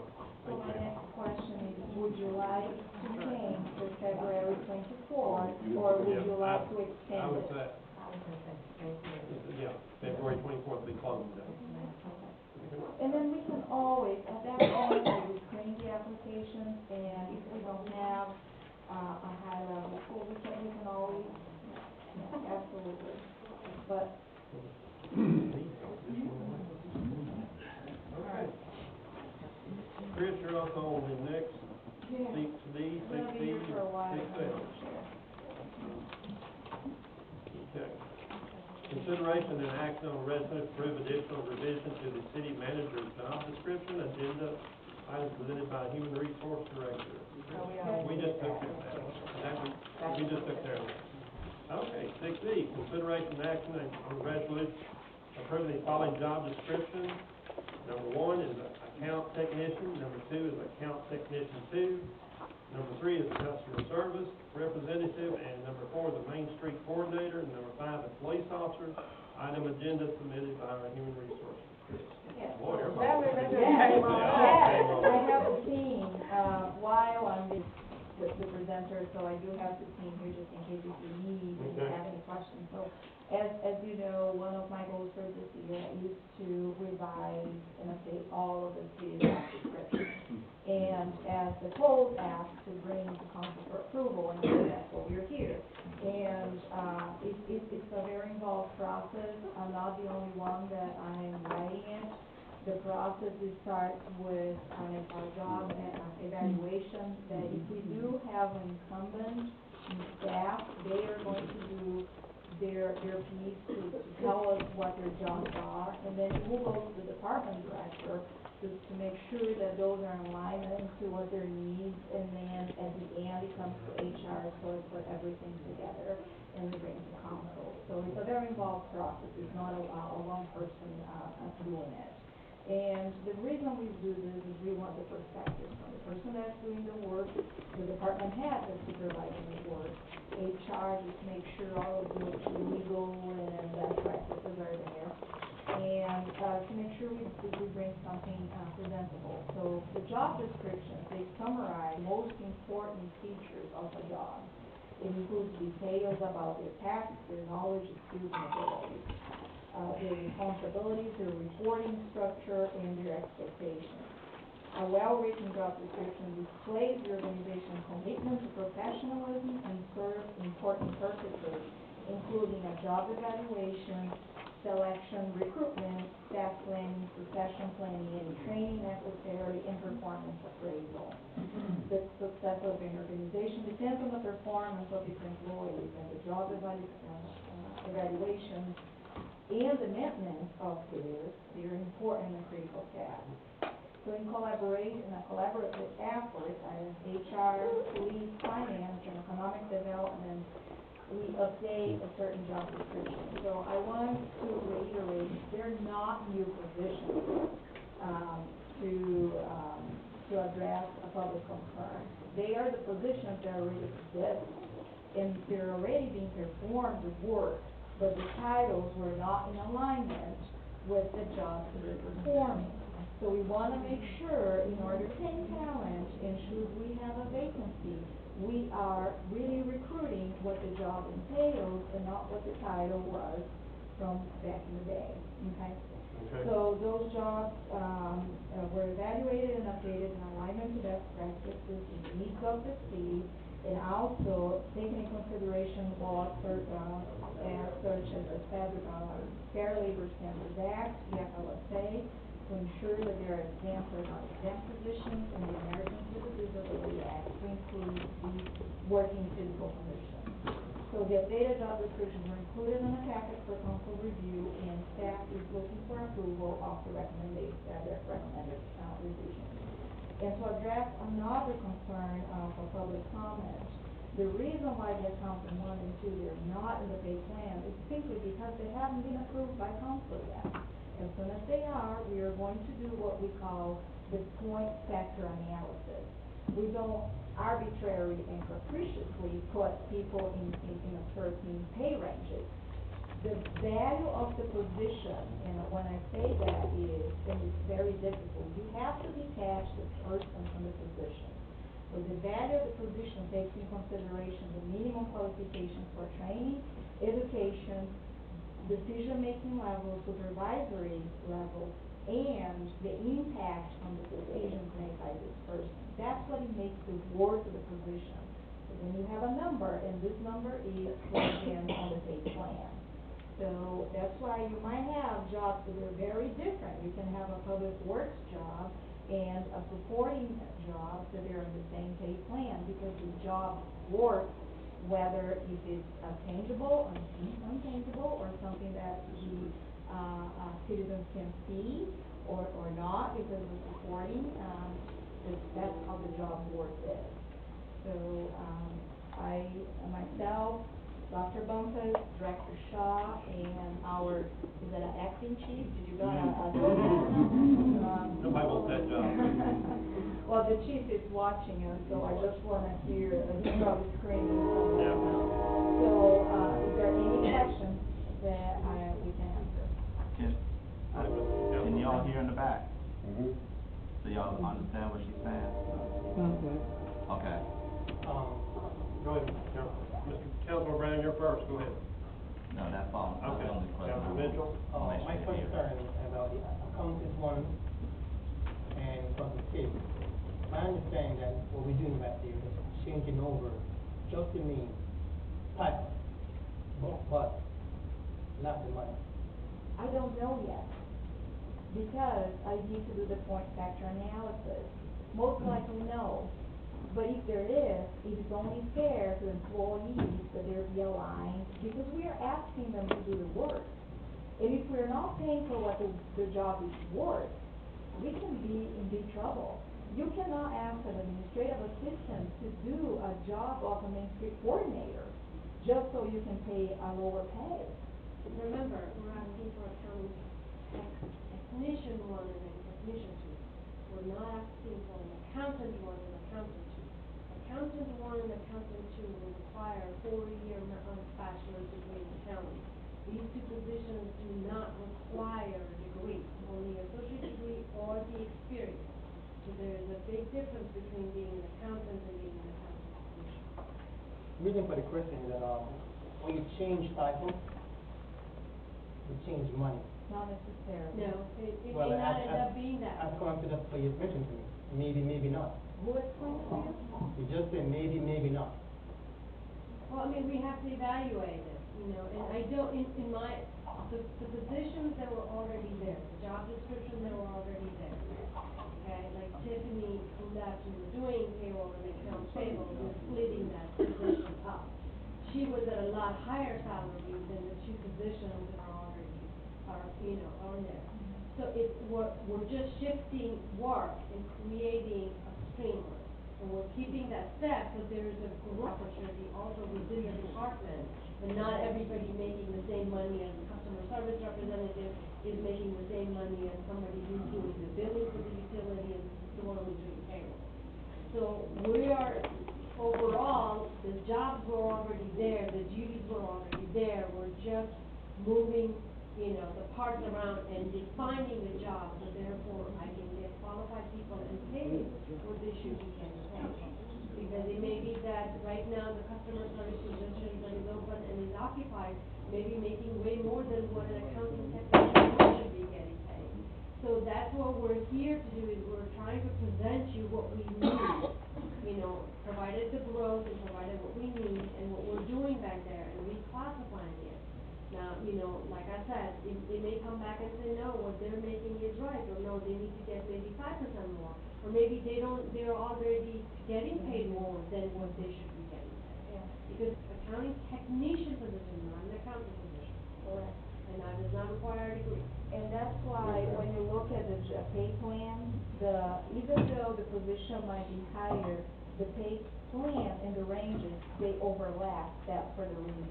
But one thing I will assure you, none of the reclassifications will be going over budget.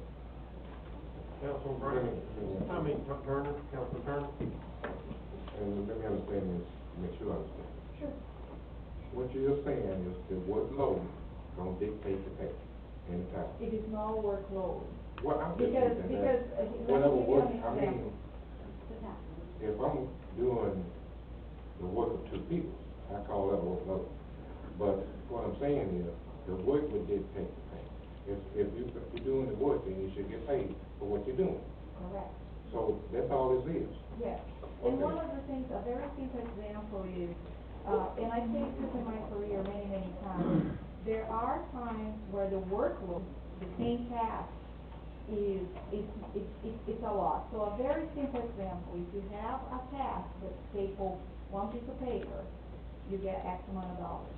But if you have to staple 1,000 pieces of paper, it's more work, but you're getting paid the same because you need the same skills to do the work. Well, that's what I was. Exactly. So, I can guarantee you that we are being very fair. We are not, taking anybody's job. Every time when we talk about job descriptions, people think, oh my God. We just want to make sure that they have clear assigned responsibilities, because if we need to address a concern, we cannot address if you're calling a customer service, but they're doing accounts payable. So that's where the connection is. And another thing, Mr. Mitchell, myself, and I know Ms. Shaw will never bring anything that will blow the budget. So this is within the constraints of what we have. Streamline. Sergeant Coolidge, how many officers are we short right now? One. How many officers? One? One. And we have difficulty going that with qualified. With a qualified candidate. Okay. What you offering them over there? Working with him. That's right. Co-workers like him.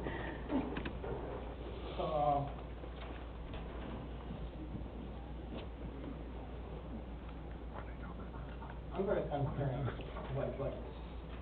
You know, and we put change in numbers over, we end up budget amendment.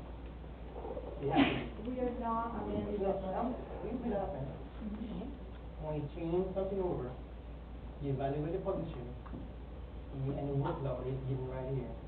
Then we look at how much they get to pay. How much what? How much they can get paid. The customer service fee from 27,000 to 37,000, right? I'm sorry? Customer service representation. Customer service right here says from 27,000 to 37,000. Which item are you looking at? I'm The looking pay plan? your pay plan. And that's going to reflect also the conference as well. So it is a range, you know, so, you know, depends on the qualification of the individual. You know, most companies tend to hire at the minimum range, between minimum and mid, okay? Because then it gives the employee chance to grow. And so that is exactly what we're doing with this position. Now remember, these positions are already back there. They're already doing the work. In some positions, we're getting paid way too much, in some positions, we're not getting paid enough. One position didn't have as much workload, and the other position this. So what we're trying to do is take those four positions and put them in a different block and have a step-up plan to that position, the customer representative that comes in and works for me. I can train them and motivate them to move up to a position. So what you're looking for is fairness too. Yes. Okay. And again, to reiterate, this is within the approved budget. No, we're not gonna see a budget amendment from, I know y'all all said that. I just wanna make sure I told y'all Mr. that. Mayor, members of council, pretty much what staff is doing, they're just trying to align the job description with the work that's being performed. I really think that we need to move forward with this because the three options that they have listed here is for council to approve the proposed job description, to approve the recommended changes, or to reject them. And at this point, the ladies back there are already doing accounting work. I mean, they've always done it. We need to align their job description with what they're doing. And perhaps maybe have that conversation about pay later, but right now, tonight, we're just trying to get the job description approved. Thank you, ma'am. Do I hear a motion from anybody on, that's up here? Yes, Mr. Mayor, I make a motion to approve the, job descriptions for accountant technician 1, accountant technician 2, food service representative, and Main Street coordinator, and the police officer. A second. Okay. Any discussion? All in favor? Pass 6-0. Thank you. I wanna ask the council to move up one item. The Jones family has been here, they've been through a memorial service for the last week. I wanna move number 7C up right now, since that if I can. Do I need a motion? Can I do that? Okay, thank you, ma'am. 7C is, 7C. Right, I just went right there. Dan, would you please go get your family? All of them. Go, please.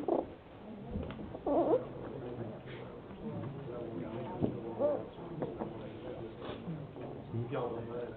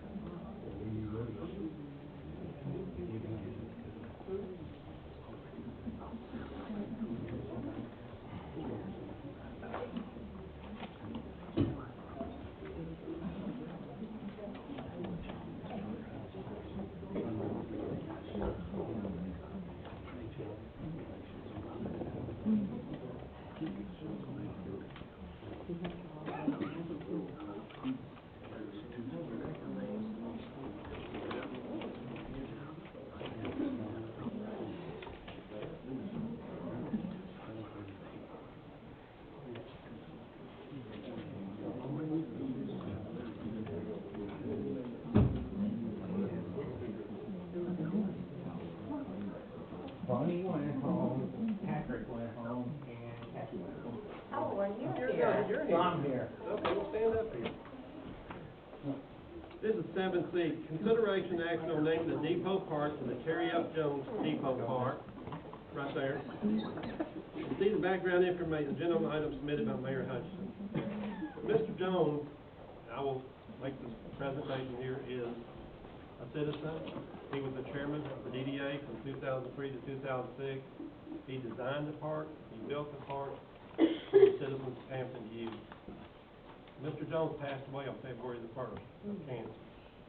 And in his memorial, I'm asking this council this time to make a motion by one council member to have a second to approve this name to the depot park. Mr. Mayor, I make a motion that we approve the Depot Park to be renamed to Terry F. Jones Depot Park. Second, okay. Any more discussion? All in favor? Oh, Mr. Brown, Mr. Turner, I'm sorry. No, you're voting. All in favor? Stephanie, did I see a hand? Pat, 6-0. Thank you, and there is a bronze plaque that will be positioned, and we will have a date to dedicate that park. Okay, thank you, Dan.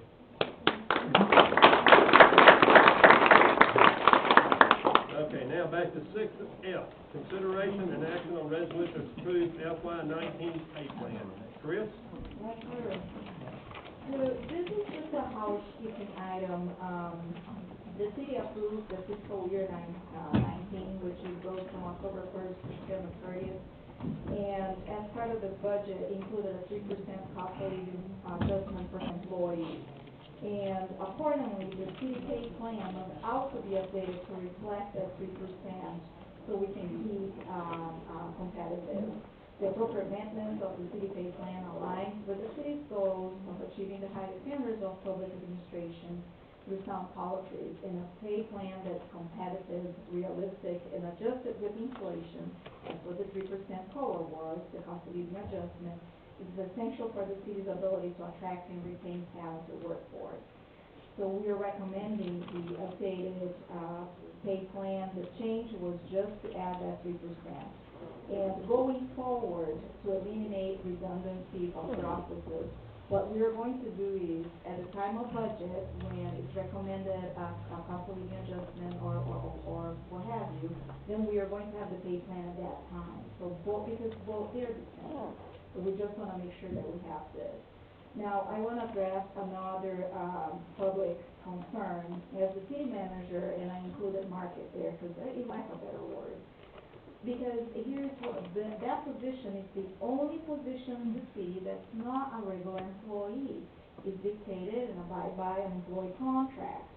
And that figure cannot be arranged because it's going to be something that the council will negotiate for the candidate. That's solely on the wishes of the council. And also further, I also want to say, if you closely read the job announcement for the city manager, we included there that the salary was $95,000 plus or minus, depending on qualifications.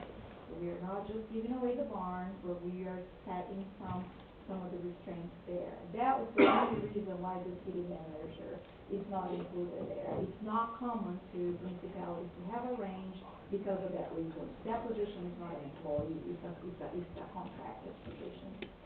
So, staff is recommending the approval of the plan. Yeah. You want to make a motion? Yeah.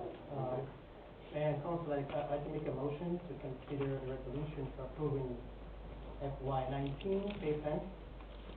Do I have a second? To approve it, correct? Yes. Do I have a second? Sure. Mr. Turner, second. Any discussion? Yes. I got a question. Go right ahead. We just went through a whole long rigmarole about money and cost. And how come it's so simple right now to just approve something that's money? The thought process in what we're doing doesn't make sense. I know that I know that we have residents that are used to and want to know information about what's going on. And that's their right. But we also, as council, need to be educating ourselves or sitting down with people that are putting these things together so that we understand what's on before we get up here and sharpshoot them. So it's all about gaining the staff's trust and giving the public what they need and what they are entitled to. I'm very confident in the staff that we currently have. Mr. Coney brought on a very good staff, and they're a no-nonsense staff. But I think that some of the stuff that's going on in here and the way that we attack them and the way that they're feeling attacked is kind of diminishing their value. So I ask that the council and the community You know, give these people your respect, the respect that they deserve, and they're gonna give you the respect that you deserve, and be professional. It's all about professionalism. Thank you. Thank you. Anybody else? I do, I have a Councilman Tracy? So this pay plan for FYI, I know it's been updated based on budget, the 3% increase that we approved. What I wanna know though is that 3% on minimum, midpoint, and max? It is on all Yes, three? yes. Okay. Yeah, that's an inflation adjustment.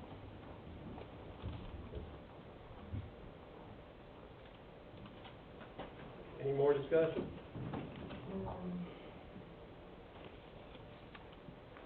Ma'am, go ahead. So, these numbers are the numbers that we had originally, or what was already approved? Yes, so what I did was I, updated the pay plan that was approved by council in April 2017, and then I applied the 3%.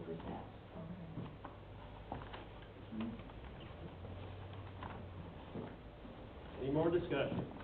Chris, I'm just curious, I'm just thinking, should the minimum and the maximum change every time we give a 3% increase? You should, because if you have an employee that's already making the maximum, they get the 3%, and if you do not update the pay plan, then they're going to be outside the pay plan.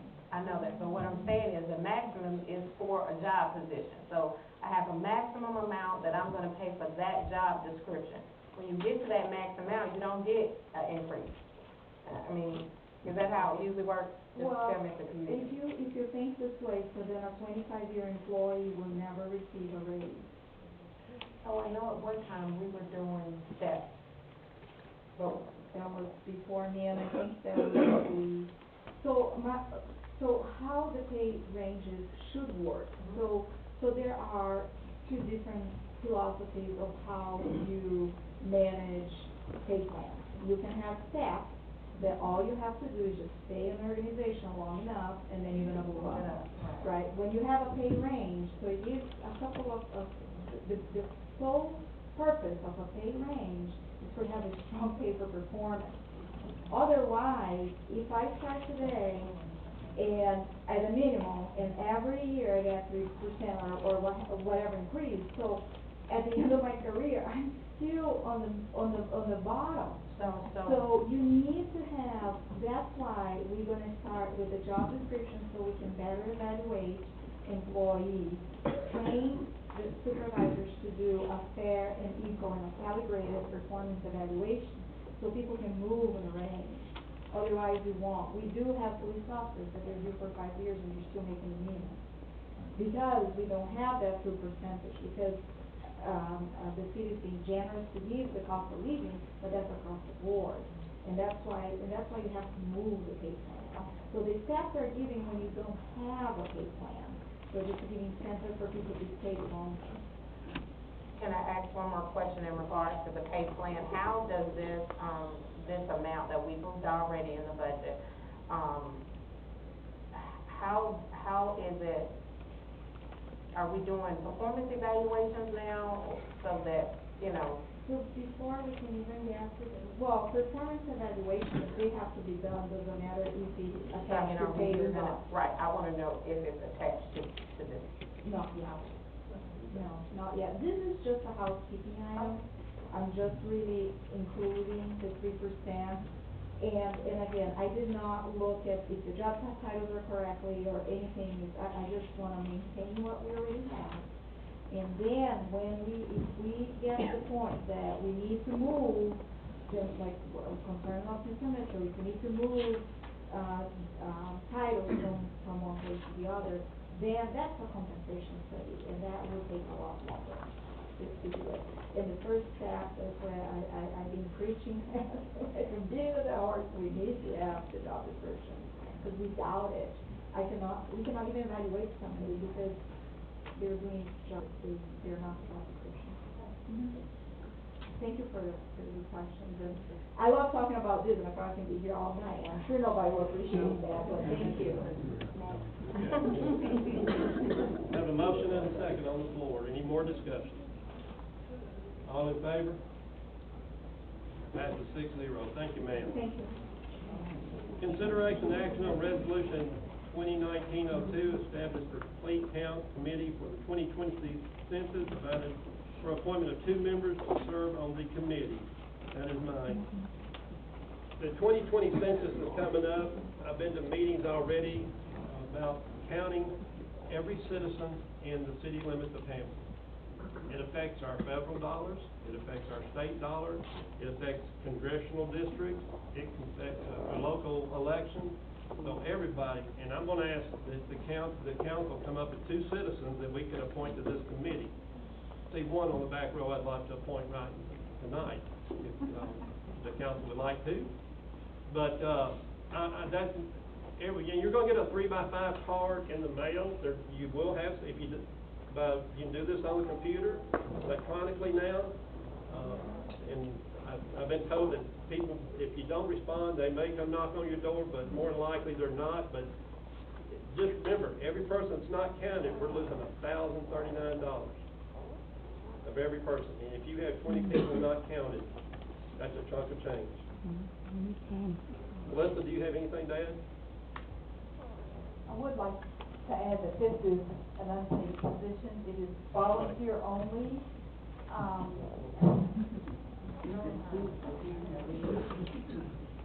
It is unpaid. There's a lot of volunteer hours.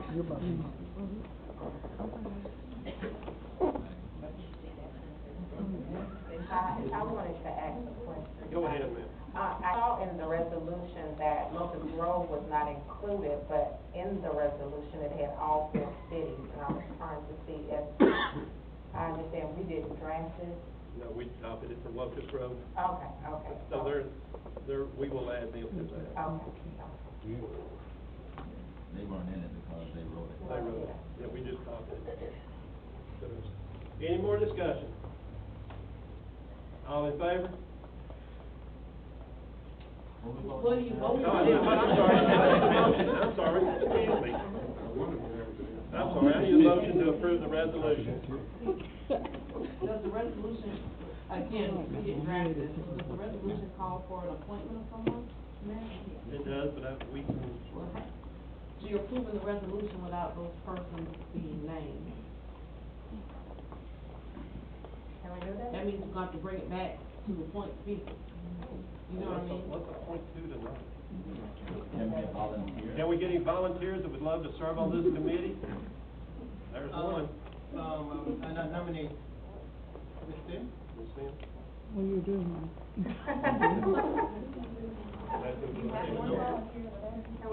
And your name, sir? Jordan Hart. Oh, Jordan Hart. Ms. Sim, would you serve? Yeah, that's 2. That's our 2 people. Would you amend the motion then? Okay. Would you make the motion, go ahead, and add those? Jordan Hart. Mayor and council, I'd like to make a motion to amend. Motion to approve the resolution with the appointment of. Mayor and council, I'd like to make a motion to approve 2 appointees for the 2020 census resolution. Of 2019-13. Do I have a second? Did you name the 2 people? This is the 2 volunteers. Ms. Simpson. And your name again, sir? Jordan Hart. Jordan Hart.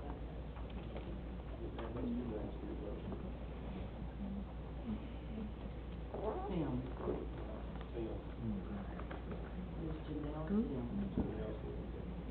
Jordan Hart.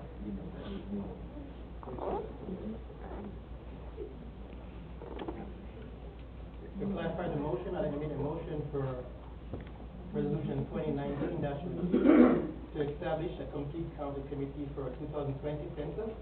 I'd like to nominate Ms. Sim, and George Hart.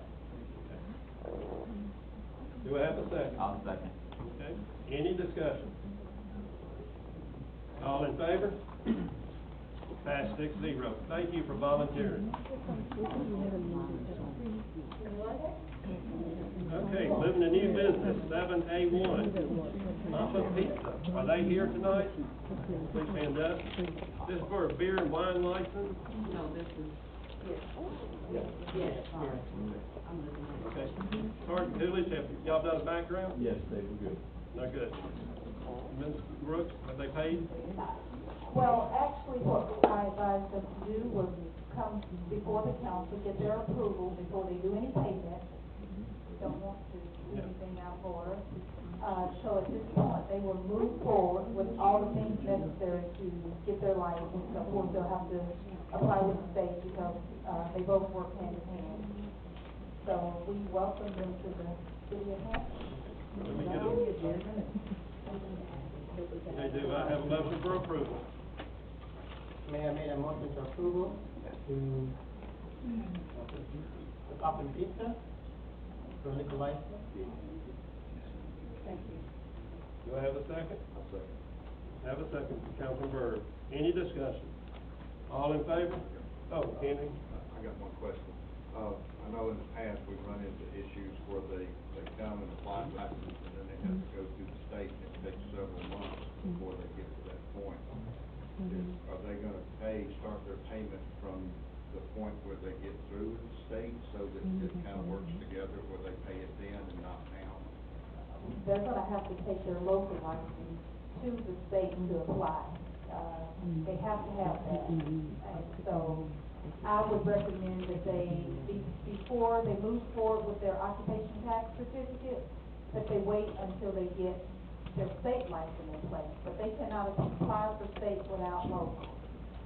Well, and the other thing is, Mr. Byrd, is that you guys don't allow for proration until, I think, September or October in the code.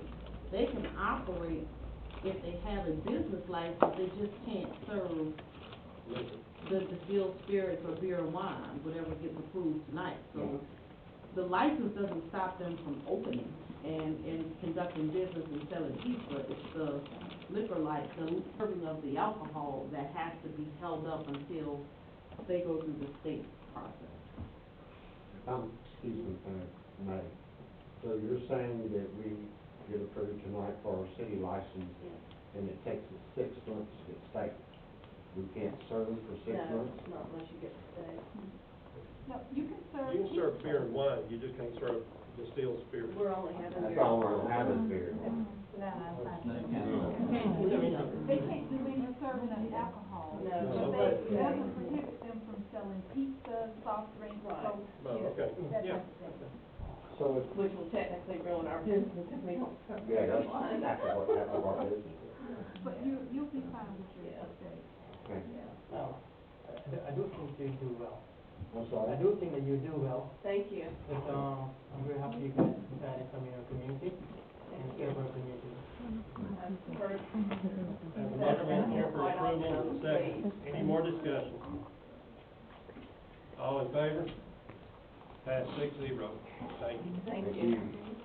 72 is consideration of approval of special event to be hosted by the Jailhouse Brewery Company on March 16, 2019 at 8 Cherry Street. The interim city manager, Melissa Brooks, is presenting here, and Mr. Glenn Golden. Okay, Mr. Mayor and City Council, this event is, it's happened before, so this is not the first time for this event. They're expecting about 200 participants, and, Mr. Golden is here to answer any questions that the council may have.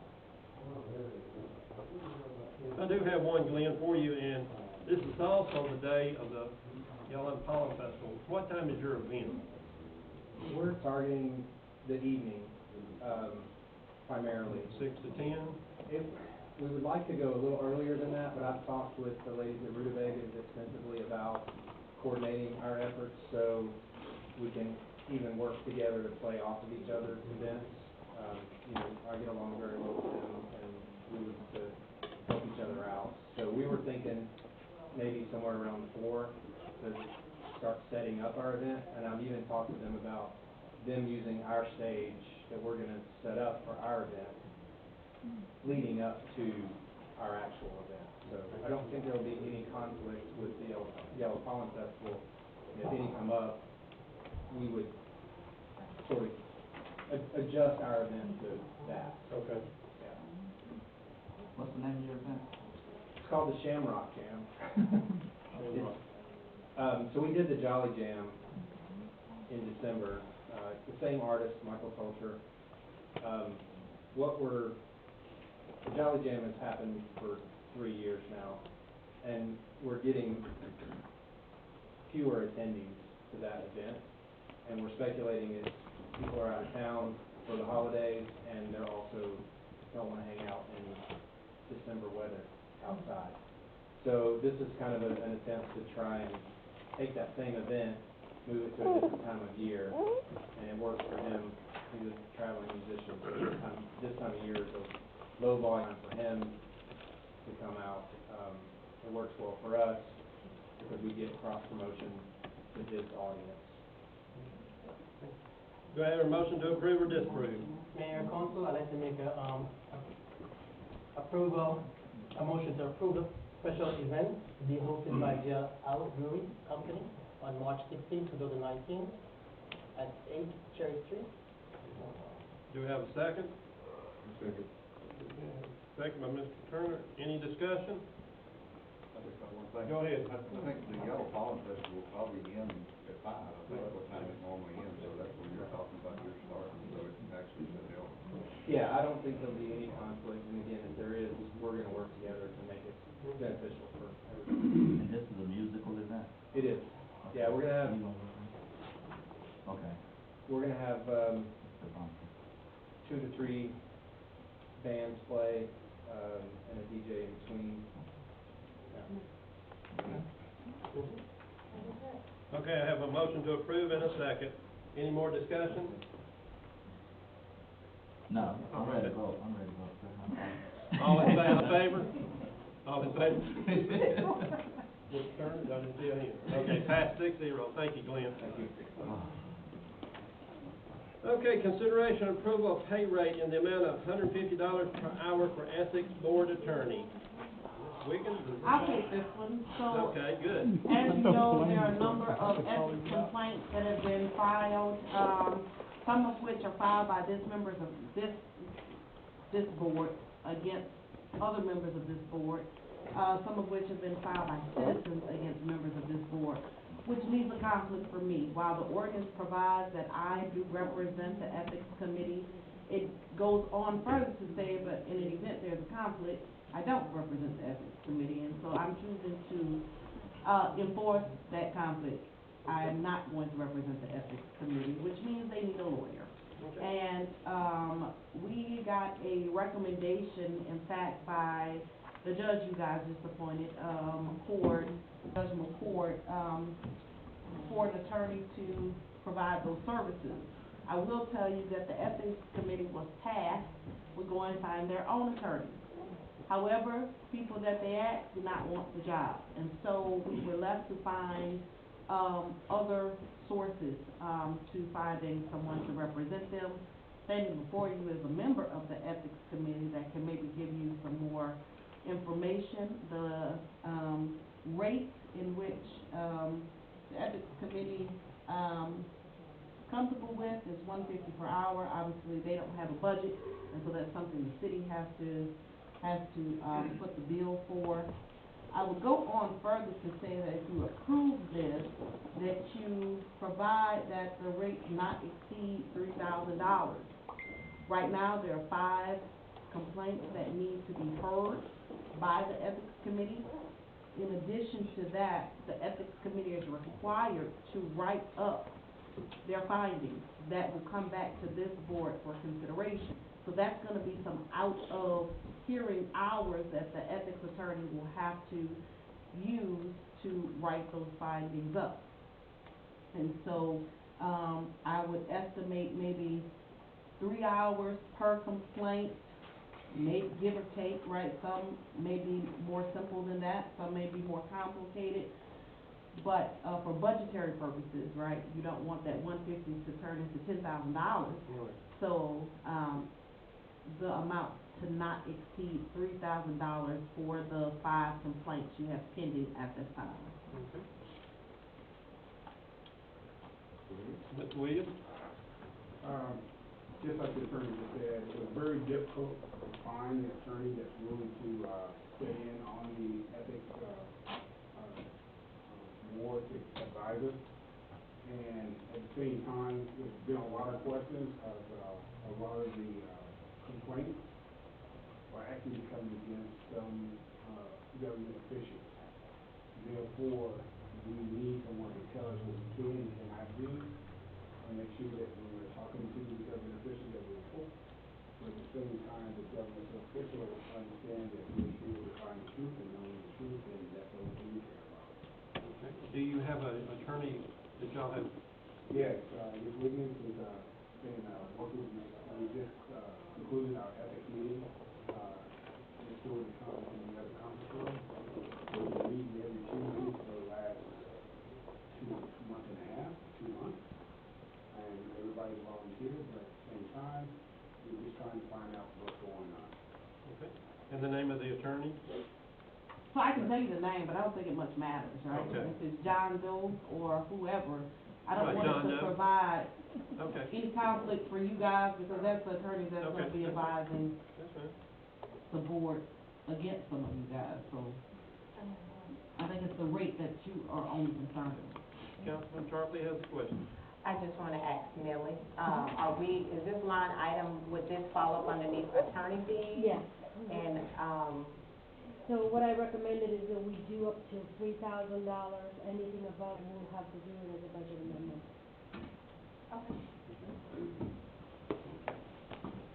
Do I have a motion to approve or disapprove? Mr. Mayor, make a motion that we approve, the pay rate for the ethics board attorney to not exceed $3,000 Okay. I Do I- second that motion. And it's at the rate of 150 an at a hour. rate of $150. Any discussion? All in favor? Pass 6-0. Thank you, sir.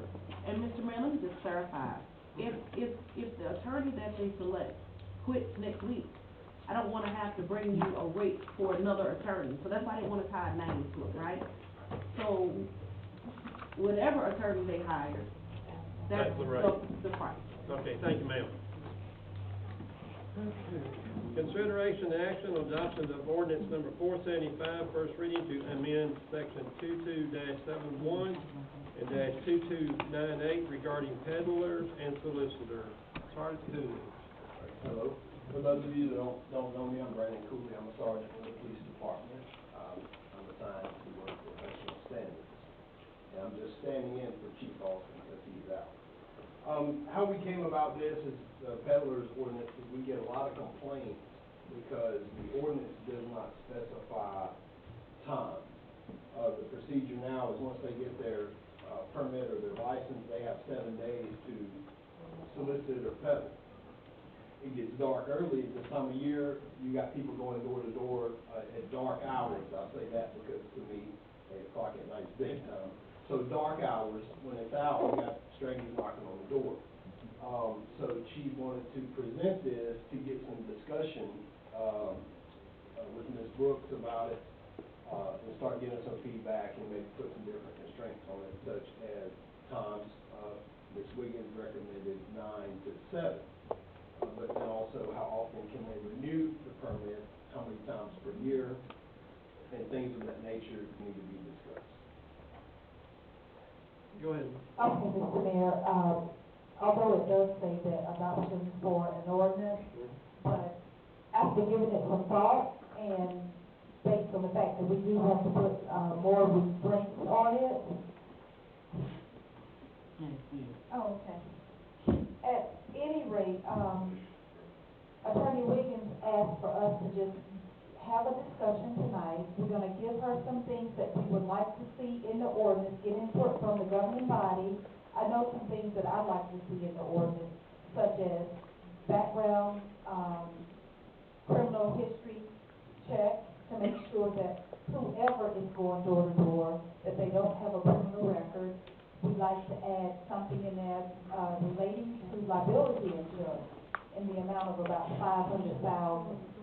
Also, we're gonna redo the application. Application is pretty plain, pretty vague, we're gonna redo the application, and really make it kinda, difficult for one to, obtain the peddler's permit. And also, Attorney Wiggins might want to address the properties, subdivisions that are posted, no solicitation, and how that is to be enforced. I would, at this point, like this, go to the Public Safety Committee and address all these items, work with the police department, and report back to the council in April. In April. That'll give you almost 2 months. Okay? Can you do that? Well, that's fine, but you realize that means it wouldn't be in effect till June. And the weather will be nice then. Well, report back in the March council meeting. We'll solve that. We'll just go to the March council meeting. Okay.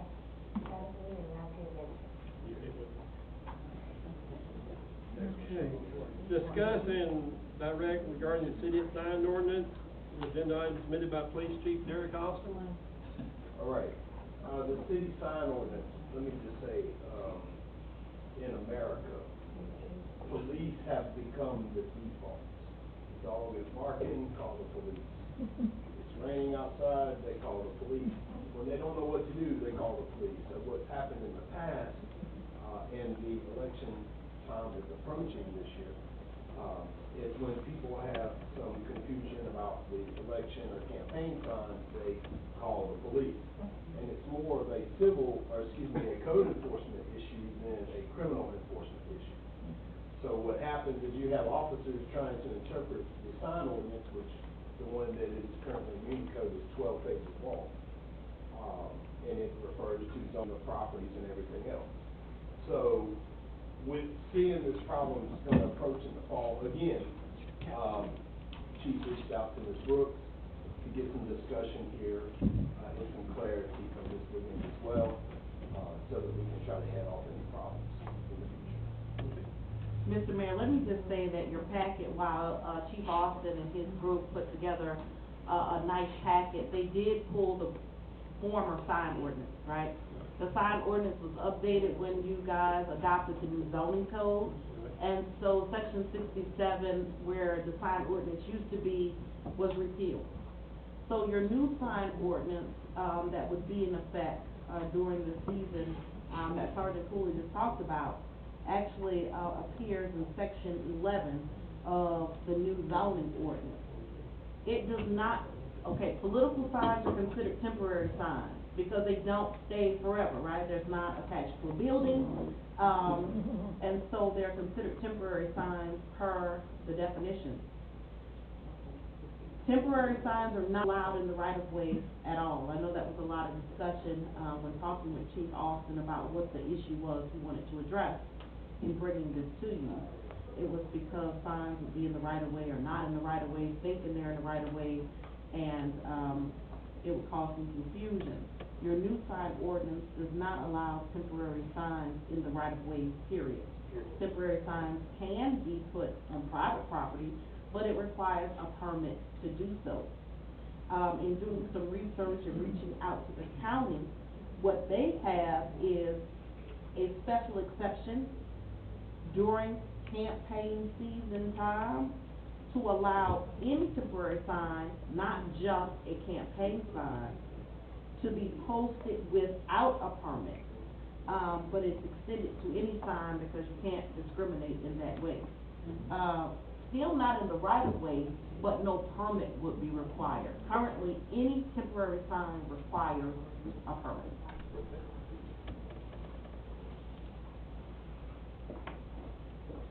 Okay, I'm gonna also, I wanna send this to the Public Safety Committee. And y'all report back on March and give us a recommendation. Can I ask this question? Yes, go ahead. During this time when citizens called about a sign, couldn't the police officer refer them to the code enforcement? We can, yes, sir. we can refer them to code enforcement. We also know that code enforcement, bogs down the short staff of one person whenever the rifle spoke earlier. When our officers go out, what happened, let me just say, this, what happened last year, Chief was the interim city manager as well. So being the police chief and interim city manager, people bring concerns to him. And being so much confusion, rather than tasking an officer to go deal with it, Chief Austin is a man of great character. So he went out himself to try to make men. And that's where we just get some slack. Yes. Just like the police can be the police. Right. That's what you call good attention. Yes. But it never works all the time. Not all the time. Okay. So if Chief say call code enforcement? Yes, sir. And code enforcement deal. That's what we do, yes, sir. Yeah, just refer them to them. And it's up to code enforcement to find out what they need to do. That's right. But they have all the rules anyway. Yes, sir. Okay, now, tell Chief don't send the officer out there. Send code enforcement. Yes, sir. Ms. Wiggins? Let me just add that because our sign ordinance does exist in our zoning ordinance, this board cannot amend it until it goes through the proper process, which is the 15 to 45-day advertising done by the Henry County Board of Planning and Zoning, whatever it's called. They hear it, then it is referred back to this board for a public hearing, a first and second reading. I do believe qualifying, I know that qualifying is not until August. And so maybe this is something we can do in April, and that will give us time to get it over to Henry County, have the advertising done, so this board can consider something before campaign season starts. Thank you. Ms. Shirley? If I can make one recommendation to Mr. Mayor, that the committee understand and be able to convey what the right-of-way is. Because last year, part of the confusion was they consider anything closer than the telegraph pole as a right-of-way. Right-of-ways aren't measured like that. It's measured from the center of the road, so many feet, depending on the type of road and the amount of traffic that's on that road. So we can't use the telegraph pole as a guide as to what is considered right of way. So we need clarification on what that right of way is. Okay, thank you, sir. Moving on, consideration and action on STC Gwinnett LLC building/owner to withdraw previous variance at lot 233 in the Bridgeport subdivision.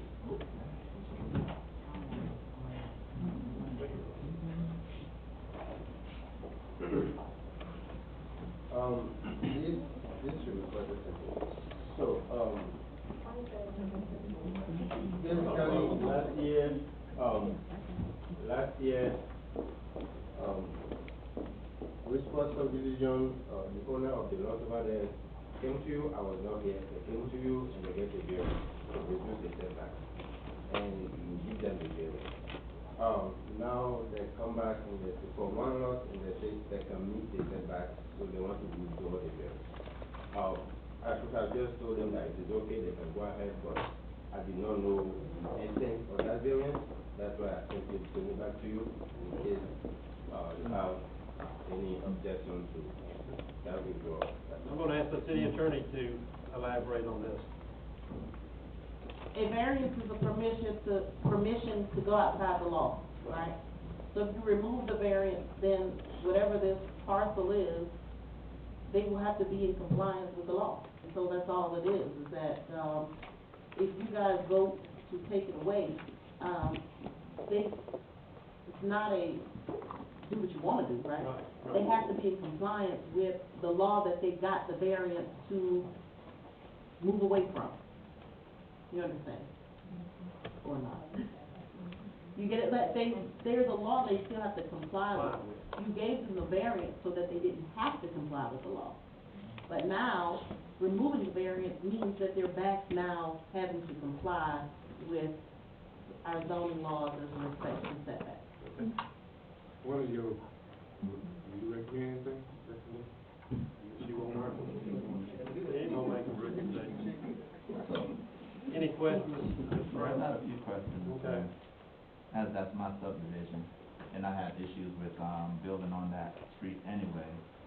So this is, Winthrop Ridge, and that's lot 232. 233, okay. And what is it that they want to remove the variance? Now, the original variance said, the original law is that you had to have a 40-foot setback from the road. Yes. They did a variance to move the setback, I believe, to 30 foot and put a side entry on that building, or I think 7 buildings on that road. And then from what I understand, the builder found that the lot sizes weren't conducive to putting a side entry garage on any of those 7 lots. You tracking? Yeah. So what is it that they want to build on that lot? Okay. Okay, so, just to make it simple, they came before you a few months ago and said that we cannot meet the setback requirement. The house is going to be beyond 40 feet from the property line. This front setback. And you said, okay, you can do 38 feet, but you need to do a side entry. Okay. Okay, you cannot do a front garage, you need to do a side entry. Okay. A side garage. And now they said, oh, we don't need 38 feet, we can meet the 40 feet setback. So they want to go back to the front garage. Okay, so my question is, why do they require, I mean, they can build it because it meets the law. Right. So why are they wanting to revoke the variance? No, the variance has to be removed because No. with the variance, they have to follow what we put in place. No. No. I mean, the variance is not, if I'm wrong, you can correct me, but the variance is not a law that they have to comply with. Right. It was a permission based on what they wanted to do. And that, what they wanted to do was not meeting the requirement. So we give them the permission, you can do that, but one condition is you need to do a side entry gap. But now they say, no, we don't need that permission anymore. We are not asking you permission to. So why you bring it for us? If they meet the requirements? That's what I'm saying. I was not here when you guys discussed this. I don't know the intent behind Oh, so it. you didn't know, so you brought it not Yeah. knowing what happened So before? that you guys can, I mean, if I'm Okay. missing something, that's. So is the builder here, I think so. or the Yeah. property owner? Yeah. Okay, so let's talk. Okay. I don't mean to overstep. I mean, I just want to get to the chase. So what is it that you want to put on that property? The same house that we were going to put originally. But it meets the standard of the Yes. setback and all the other requirements of that property? Yes. So when REO Funding Solutions got the variance, we had actually wanted to get a bigger variance than 38 feet. After discussing it with the homeowners, they were opposed to it because they didn't want the driveway short. Right. So as a compromise, so we'll do side entry on the shorter section, allows for a longer driveway, problem solved. In doing that to this particular lot, and only granting a very small 2-foot variance, the driveway now has to be put on a lot of fill with retaining wall, which increases the cost significantly. Right. So the house, we would put the smallest house that's approved on the lot, and that we won't need the. So the smaller house fits Yes, at the 40-foot setback? very. Okay. Okay. When you talk about building a side entrance, did you all make some type of agreement with the community that you would build a side entrance? When they object, you agreed to build a side entry garage. To maintain the driveway length that everybody was looking for. Okay. Did you go back to them and tell them that you changed your mind about the side entry? You have enough setbacks to do? We did not discuss it with the HOA. But you discussed about putting side entry. The previous owners did, yes. The people, You bought it from another we building. purchased it from REO Funding Solutions. And you didn't have no discussion with the community about the sign. Smith Douglas did not. Huh? Smith Douglas Homes did not, up to the building. Or you just seen this agreement, you want to move that stipulation? Yes, they were trying to sell us the lot, and we said we need a setback variance, and they came to get the setback variance. And they were the ones that would be. So the only other thing that I would have is that you be aware there's a problem over on that property, because that's a lot of wetlands back there. Yes. That's green space behind there, those houses. So, from time to time, we have some real active beavers back there. And I think 2 years ago, I think John left, we had a 12-acre pond back there. So where you're building that house, you're gonna have a pond up to your back door. Where the grade is at this point puts us well above the flood elevation. The Okay. 100-year flood elevation. I can't tell you what it is off the top of my head. More than it's probably more than 4 feet. 3 foot is the minimum requirement. So you're filling it with 3 foot of? It's already graded that way when the original developer left it. Okay, It was already that. Okay. Are those beavers still back there? Oh, yeah. Yes, sir. I got it. They gonna be over there. Councilman, come up. So, this is probably a legal question. So, by law, we can't stop them from building. Something that already fits within the code. Right. Yeah, that's a moot point. Okay, any more But it's discussion? only that one lot. Yes.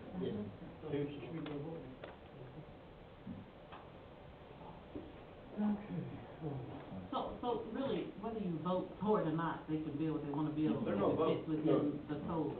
But I think what's important to recognize, the grant of the variance predates the both of us, Frank and myself.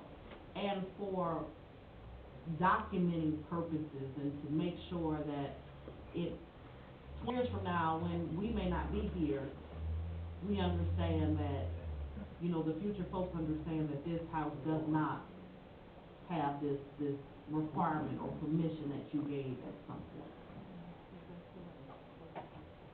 Question. So that's what you wanna do, you just wanna remove the variance. Mayor, Go ahead. you mentioned that the variance, stipulate that,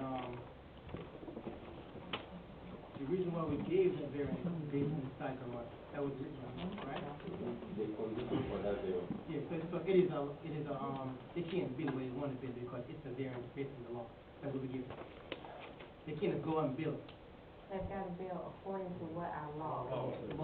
but the variance is based on the size of lot. No, we're No. withdrawing. No. the variance is not, For the drive. the side garage is a condition of the variance. And the variance is to reduce the front setback. So now they are saying we can meet the front setback. We don't need the variance. So consequently, they are asking to remove that side garage from the, that's, Okay, moving on now. Motion to approve or disapprove the variance, or withdraw the variance. I need a motion. Mr. Mayor, I make a motion to withdraw the variance requirement for lot 233 in Bridgeport subdivision. Do I have a second? When are you second? Okay. Any more discussion? All in favor? All opposed? Passed 4-2. Thank you, gentlemen. Consideration and action on adoption of ordinance number 474, first reading, ethics complaint from 30 days to 60 days by city attorney. Hi again from the ethics committee. They are required at this time per the ordinance to hear complaints within 30 days of being filed with the city clerk's office. At one of their earlier meetings, they discussed this requirement and are proposing to you that you extend that time to 60 days. Mr. Williams is here again from that committee to discuss it further. Mr. Williams. Hey, one of the biggest issues for the, week from 30 days to 60 days is to, everybody that's on the committee is volunteer, trying to coordinate everybody's, work schedule. We end up a lot of times using up a lot of the days that we have. As soon as the complaint comes in, the clock stops. But you may not be able to get in contact with everybody that's on the ethics board or coordinate to have a forum present within that time frame of that 30 days. Before you know it, you only have about 10 to 15 days left for that event. The other portion of this is that a lot that was done in the past, we have learned through contact and all was wrong. One thing that we have public hearings. Everything that's being said and done is done in the public. It's not done behind closed doors. Anybody can come to the event. It also must be advertised. That information has to go out to the public, so the public knows exactly what those activities are going to be going on. So what we're asking is that we'd like to move it from 30 days to 60 days. The other portion is this. I understand being quick, but on most government type activities, you're looking at 90 days before they even take any type of action, whatever it is that you want. We're asking to move it to 60 days to give us a little bit more time in order for everybody to adjust their schedule to actually hear these cases. In the past, also, we normally had 1 or 2, maybe within a year. We are already at 6, and we're not out the first half of the year. So, and this is one of the things that we would like to consider, changing this from 30 days to 60 days. The other portion is that if you don't change from 30 days to 60 days, every time someone submits a complaint, if it's not heard or decided within that 30 days, and the person that they submitted the complaint against does not agree to extend it, it automatically goes away. Without it being heard or getting anything out. So that's what we're asking. Okay, thank you, sir. Do I hear a motion on the floor to approve or disapprove adoption ordinance number 474 on first reading, ethics complaint from 30 days to 60 days? Mr. Mayor, Go ahead, Mr. Turner. I make a motion to approve the request to move from 30 days to 60 days. Do I have a second? Second. Okay, I have a second. Any discussion? All in favor? Oh, Henry, go ahead. Have we talked with any of the other municipalities that have these type of boards, and what do they have? Is this an issue just with us, or? I'll tell you, some boards don't have that deadline like that. Some of them do. So you can fall anywhere on that continuum, from not having a hard set deadline to hear something to having, most people who have it have about 30 to 60 days. But some don't, as you. One other thing. Okay, go ahead. In the past, I have tried to get this council to vote to have 7 members, so you don't have so much trouble trying to get a quorum to have a meeting. I know sometimes it's hard to get a hold of people and they can't come, but if you have more people on the board, then you would have a better opportunity to get a quorum to be able to hear something. That might solve some of the problems. You only have to have 3 key present. You have to, 3. Again, everybody's schedule and where they work, again, you can call them here. You have to deal with the day. Right now, we've done Tuesday, we're looking at every Tuesday since, I want to say, November. Free, for 2 or 3 hours a day, night. But again, that was the day that we all had free. Every one of us knows for a fact that Tuesdays out there was free. Have a motion on the floor for approval by Mr. Turner, second by Mr. Mitchell. All in favor? All opposed? Passed 5-1. Thank you.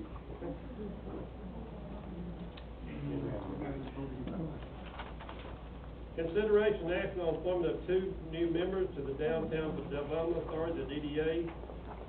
Agenda item submitted by Mr. Dr. Bumpus. Yes, sir. Yes, Mr. Mayor, I'd like to begin by saying I hope you know Kim Bunch.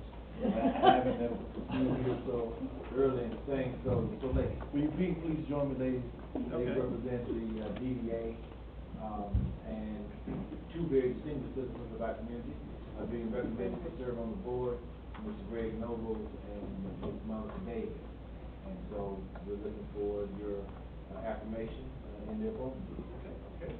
I need a motion to approve the two people that were mentioned by Dr. Bumpus. I make a motion that we approve, Monica Davis and Greg Nobles to the DDA board. Do I have a second? Second. Okay. Any discussion? All in favor?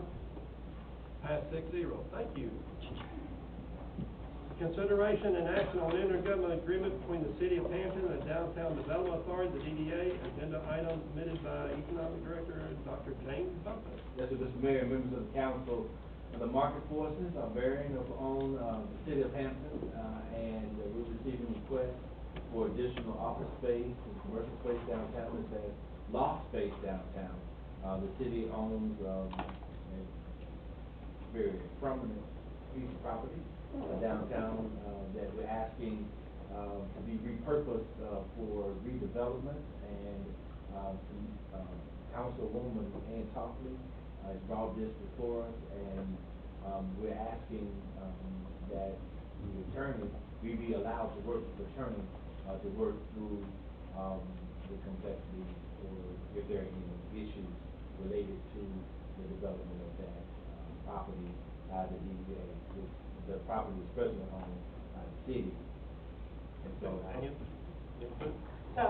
the intergovernmental agreement, every community that has an outside entity or authority should have an agreement between that authority and themselves, and that's basically what the intergovernmental agreement is. It is what the city is asking from is the Downtown Development Authority, and what the Downtown Development Authority would deliver to deliver to us. It's not based on a particular piece of property, but it's that agreement between us on everything that we're going to be doing and embarking on with our DDA authority. So I think that that's something that needs to be put in place. As I sat on the board this past year, that's one of the things that I've noticed, that we don't have, the city doesn't know what's going on, and the DDA don't know what the city wants. So this intergovernmental agreement will give us an opportunity to know exactly what kind of information we'll be exchanging with each other.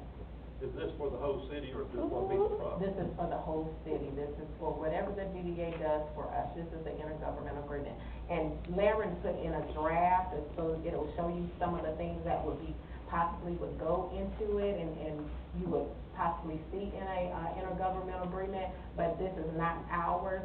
We will get together and actually decide on what we would think would go into ours and bring it back before the board, and collaborate with the DDA to get an intergovernmental agreement together. Okay. Do we want to put that in the form of a motion, please? So I make a motion that we authorize our city attorney and to get with the DDA, the Downtown Development Authority, to start the process of an intergovernmental agreement and the verbiage. Okay. Do I have a second? Any discussion? All in favor? Okay. All opposed? Pass 5-1. Mayor, can I go back just one second? Yes, ma'am. The two people that was just appointed to the DDA board, we did not provide what their term would be. Are they're filling on a vacancy? Two of our members have rolled off, their terms ended, so they are filling those two positions. How long is that? 4-year term. 4 years. Okay. Thank you. Consideration action on committee directing regarding impact fee study. Ann?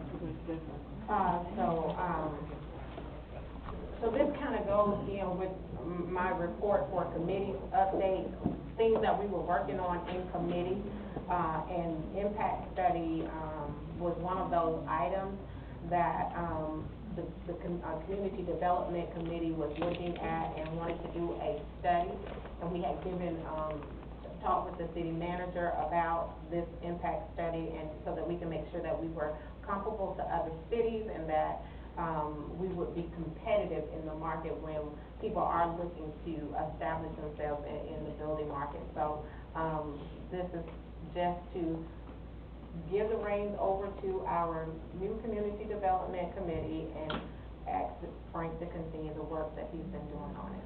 We need to pass this to the new committee, and that Henry, I believe, who's this, Frank? Errol and Ms. Stephanie. Mitchell and Stephanie.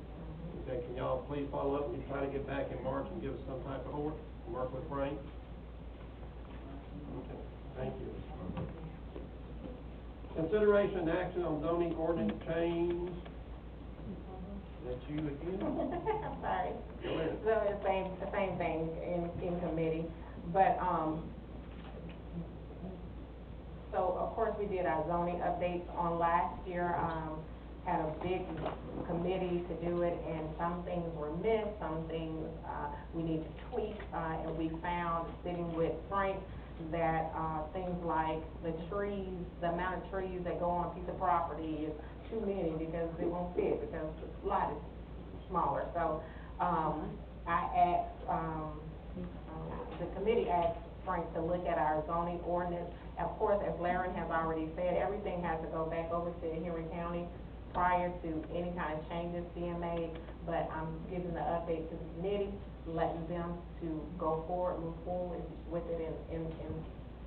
Okay. I'll pass that also to the Community Development Committee. Mr. Mitchell, discussion / approval to expand the city borders. Then item presented by Councilmember Mitchell. Well, Mayor and Council, I brought this to agenda, present to the council, that, it is time to, expand our boundaries. We have, a lot of empty lots, land that we don't own. Anything can put there by the city, by the council. By our laws that we have in the books at this time, we can, put what we need there, not what the county wants to put there.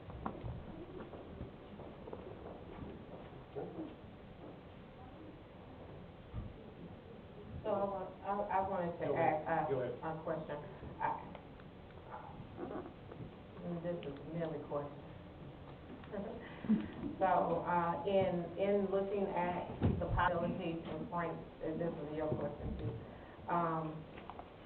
the city expanding, borders, of course.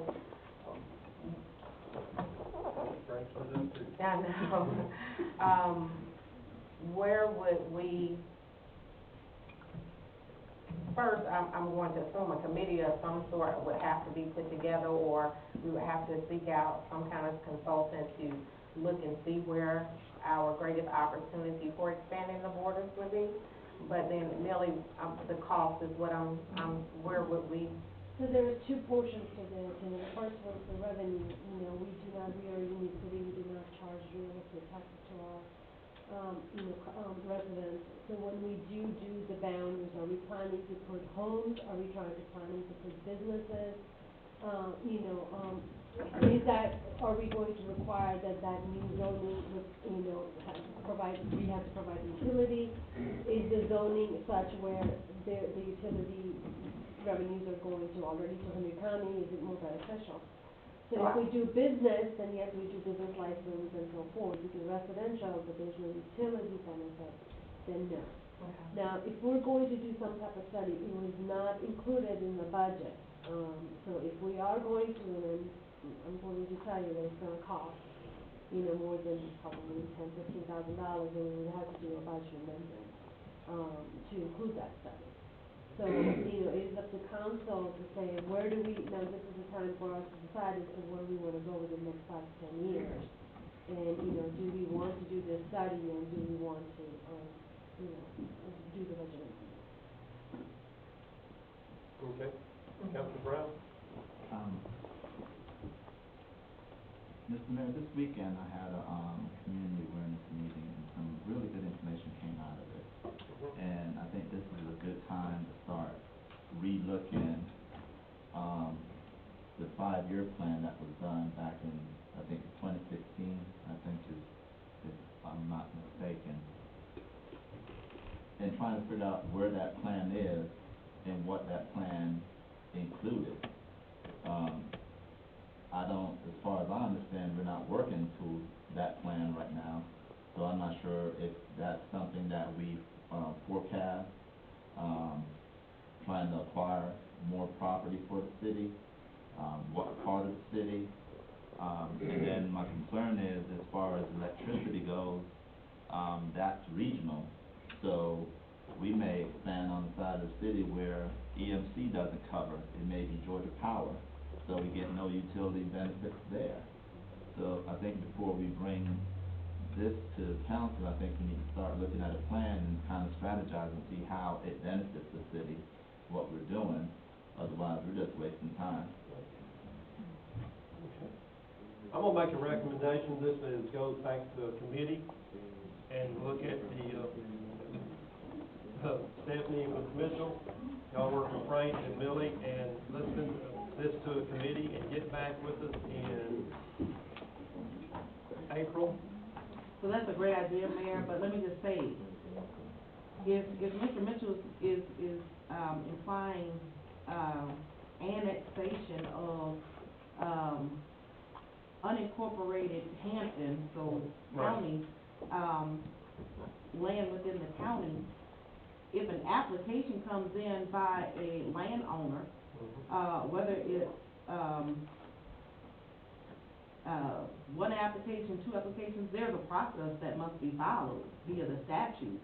So it could be in committee, but if an application is received by the city, I mean, it would have to be processed per the statute, so that's just something to keep in mind. Okay. I just was basically wanting to know in regards to cost and covering a study and looking forward to where we want to, expand or could expand to. So the amendment to the budget is something I feel like that we need to put some money in the budget for that type of study. Ms. Williams, if that was to happen when Mr. Mitchell was questioning about that, the application which you're speaking of, that you would have to get that from every person who is the who owns the land. Not necessarily. There are 3 ways that annexations can be accomplished, one of which is by 100% of the landowners. One can be by 60% of the landowners and the electors, and the other one is by referendum. So it doesn't necessarily have to be one application per parcel. Okay. I am going to send this to committee, and y'all follow up and report back at the April council meeting. Thank you. 7M, status update on the SDS agreement with Henry County. This falls, I guess, on me and you, Melissa. We have been attending meetings with the county for about the last 2 months. And right at the moment, we're still in negotiation. We're still meeting in the morning. Tim Young, I have to give Tim Young a lot of credit for Locust Grove. We're looking after us. We're looking after all the cities. And if I was to give you any numbers, I know y'all would hold me to them, and I'm not gonna do that, because I can't, because it could change in the morning at our meeting. We've just presented at the last meeting, that myself and the interim city manager attended the numbers, and the county they said they didn't have time to study them, but they would get back with us in the morning, and we are meeting with them again in the morning. Melissa, do you want to add anything? Mr. Mayor, not at this time, because it's just like you said, the county is reviewing the numbers that the city presented, and maybe tomorrow we'll have more information. I know that also we have to have an agreement forwarded to the DCA by the 28th of February, and we're working really hard on doing that. Mayor, let me just update the council that, I've talked to you guys individually, some of you, not all of you. I know there was some conversation about, me going to these meetings. No city attorney nor the county attorney is attending. And so, I made the decision to not attend because this is being run by elected officials and city managers. And so, as to not create an adversarial process, which it could go through, right? I mean, we've seen SDS agreements and negotiations go to litigation. We're leaving it where it is with the county, administration and the city's administration, and what cities, I mean, all four, doing the negotiations up until that time where they may fall through and litigation or some other type of mediation or resolution would have to be invoked. Okay, thank you, ma'am. I have a question. Go ahead. I understand that we have a representative that's been representing us. Do we have are we going to get, or do we have a agreement with that We will get that for you in the morning. And I will present that to the council.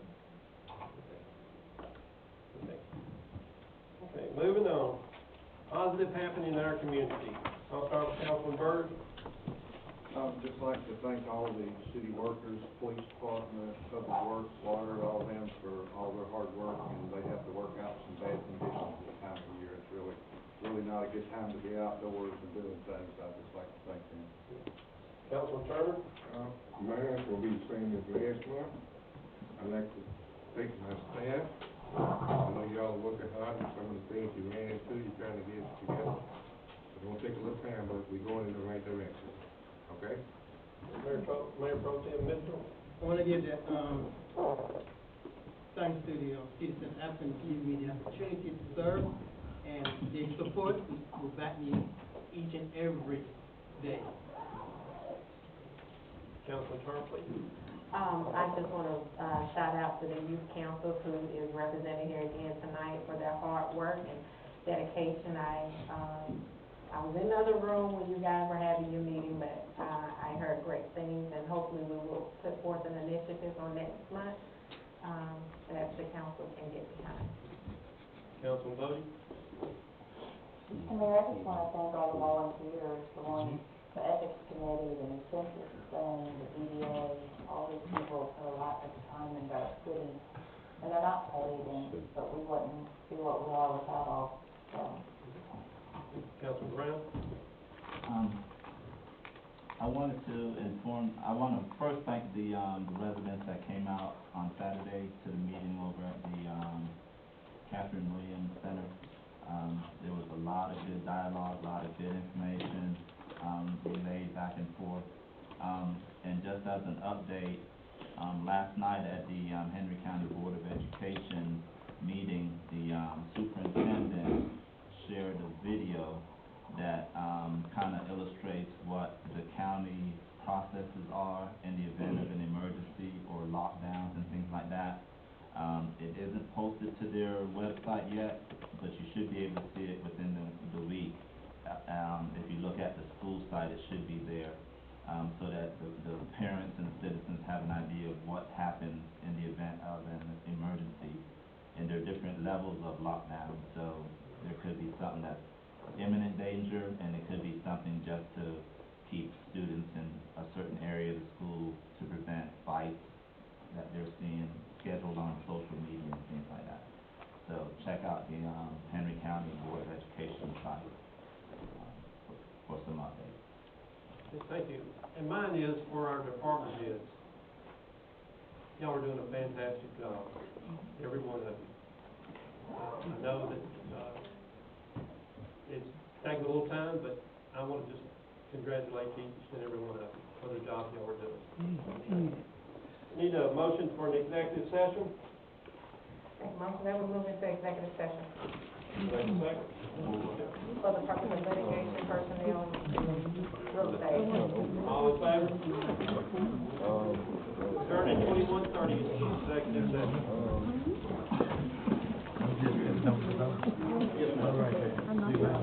Congratulations.